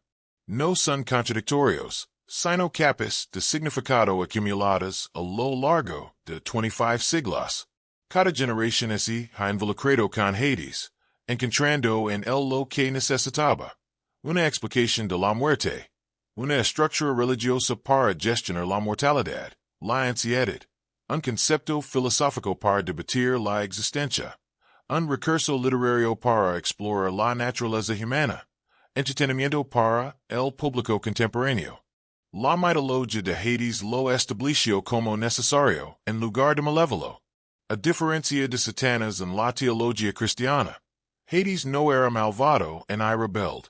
Aceptó su rol como Señor de la muerte, cumplió su función, mantuvo la frontera entre la vida y la muerte. Era severo, implacable y adorador, pero no cruel por crueldad. Representaba la muerte misma, inevitable, permanente, universal. Y como la muerte, debía ser temido, pero también respetado. La complejidad de los sentimientos griegos hacia Hades revela actitudes antiguas hacia la muerte misma. Miedo mezclado con aceptación, evasión mezclada con reconocimiento, ansiedad mezclada con resignación filosófica. Los griegos no podían escapar de la muerte. Así que crearon estructuras religiosas y culturales para dar significado y hacerla soportable. Hades encarnaba estas estructuras. Era a la vez el mito y el marco para gestionarlo. La relación de Hades con Fania añadió una dimensión crucial. El mito explicaba los fenómenos naturales y las estaciones, a la vez que exploraba temas de pérdida, transformación y renovación. El descenso y regreso de Fania sugería que la muerte no era el fin absoluto, sino que podía ser transformación o transición. Esto proporcionaba cierto consuelo contra el terror de la mortalidad, aunque limitado dadas las sombrías descripciones del inframundo. La adoración a Hades, o más precisamente, la reticencia a adorarlo, demuestra como la religión gestiona la ansiedad existencial. Al evitar a Hades, los griegos evitaban enfrentarse directamente a la muerte. Mediante el uso de eufemismos, podían hablar de él sin invocar el espectro de la mortalidad. Al construir pocos templos, mantenían a la muerte a distancia.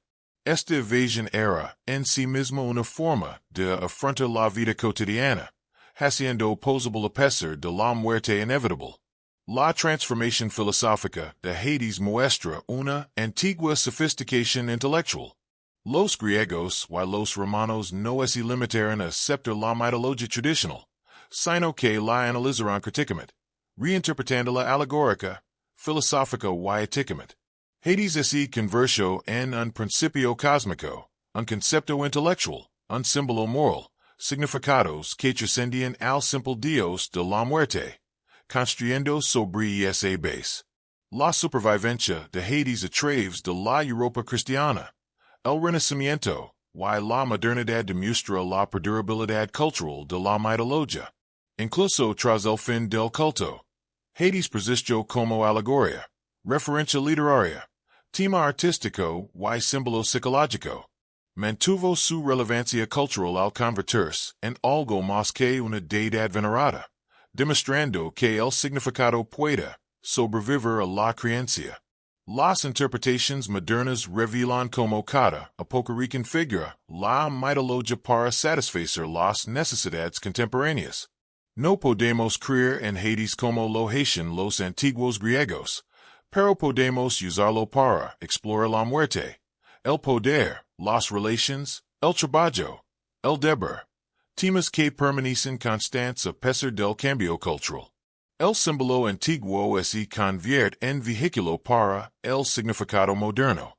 ¿Qué podemos extraer de la historia completa de Hades? Varias cosas, quizás. Primero, que la muerte siempre ha sido el gran desafío de la humanidad.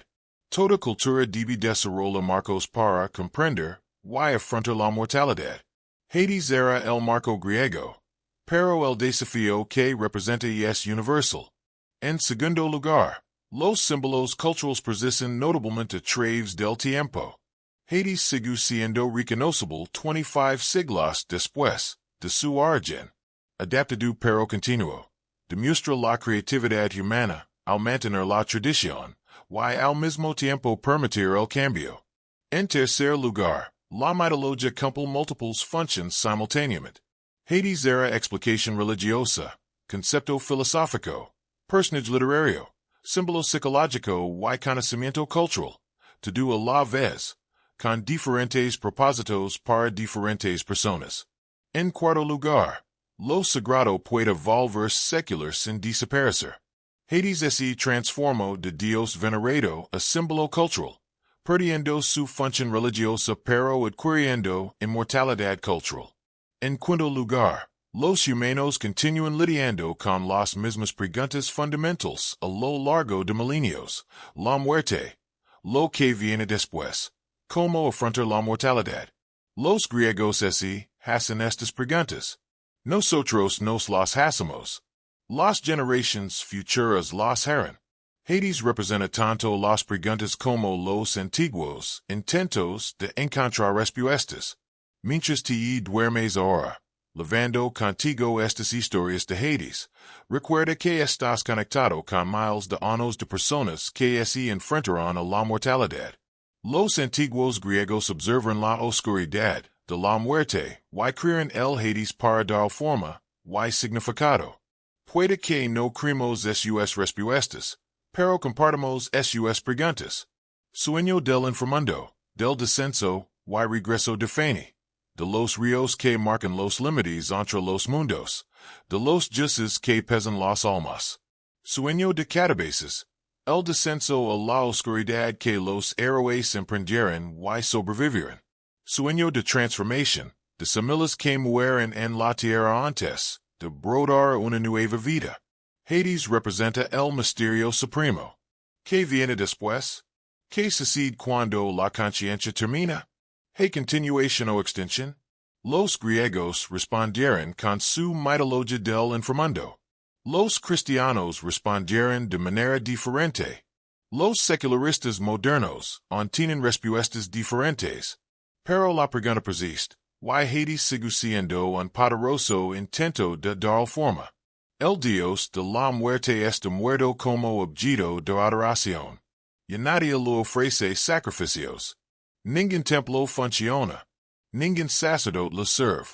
Sin embargo, vive en la memoria cultural, en historias recontadas, en símbolos que conservan su significado, en la imaginación humana que lo crió y continúa interactuando con él. De niño tragado a rey cósmico, de deidad temida a concepto filosófico, de Dios antiguo a personaje moderno. El viaje de Hades es paralelo a la propia transformación de la mitología en la cultura occidental. Lo sagrado se vuelve secular, lo religioso se vuelve cultural, la creencia se convierte en historia. Sin embargo, el significado persiste en nuevas formas. El Señor de los Muertos alcanzó su propia y extraña inmortalidad. No la inmortalidad de los dioses olímpicos, venerados incesantemente durante siglos, sino una inmortalidad cultural de infinitas reinterpretaciones y adaptaciones. Mientras los humanos siguen contando historias, confrontando la muerte y preguntándose qué viene después, Hades seguirá presente de alguna forma. Descansa ahora, sabiendo que la muerte liga a todos, que Hades espera al final de cada vida, que el inframundo recibe a todas las almas. Este conocimiento no pretende suster, sino recordar. La vida es breve, la muerte es segura. El significado debe encontrarse en el tiempo que tenemos. Los griegos lo sabían, crearon a Hades para encarnarlo y nos enseñaron que confrontar la mortalidad directamente, por adorar que sí, y es necesario para vivir plenamente. Buenas noches. Duerme en paz. Tu viaje a través de la historia de Hades ha terminado. El Dios del inframundo observa desde su trono oscuro, eterno en la mitología, no en la adoración, gobernando eternamente el reino al que todos deben entrar. El rey cuyo reino es la muerte misma. Que tus sueños sean apacibles y tu descanso profundo, libre del miedo a la oscuridad de abajo, entendiendo que la muerte, por inevitable que sí, no debe afrontar sola en sin sentido. La historia completa del Hades es la historia de la humanidad enfrentándose a la mortalidad. Y esa confrontación continua mientras la vida y la muerte perduran.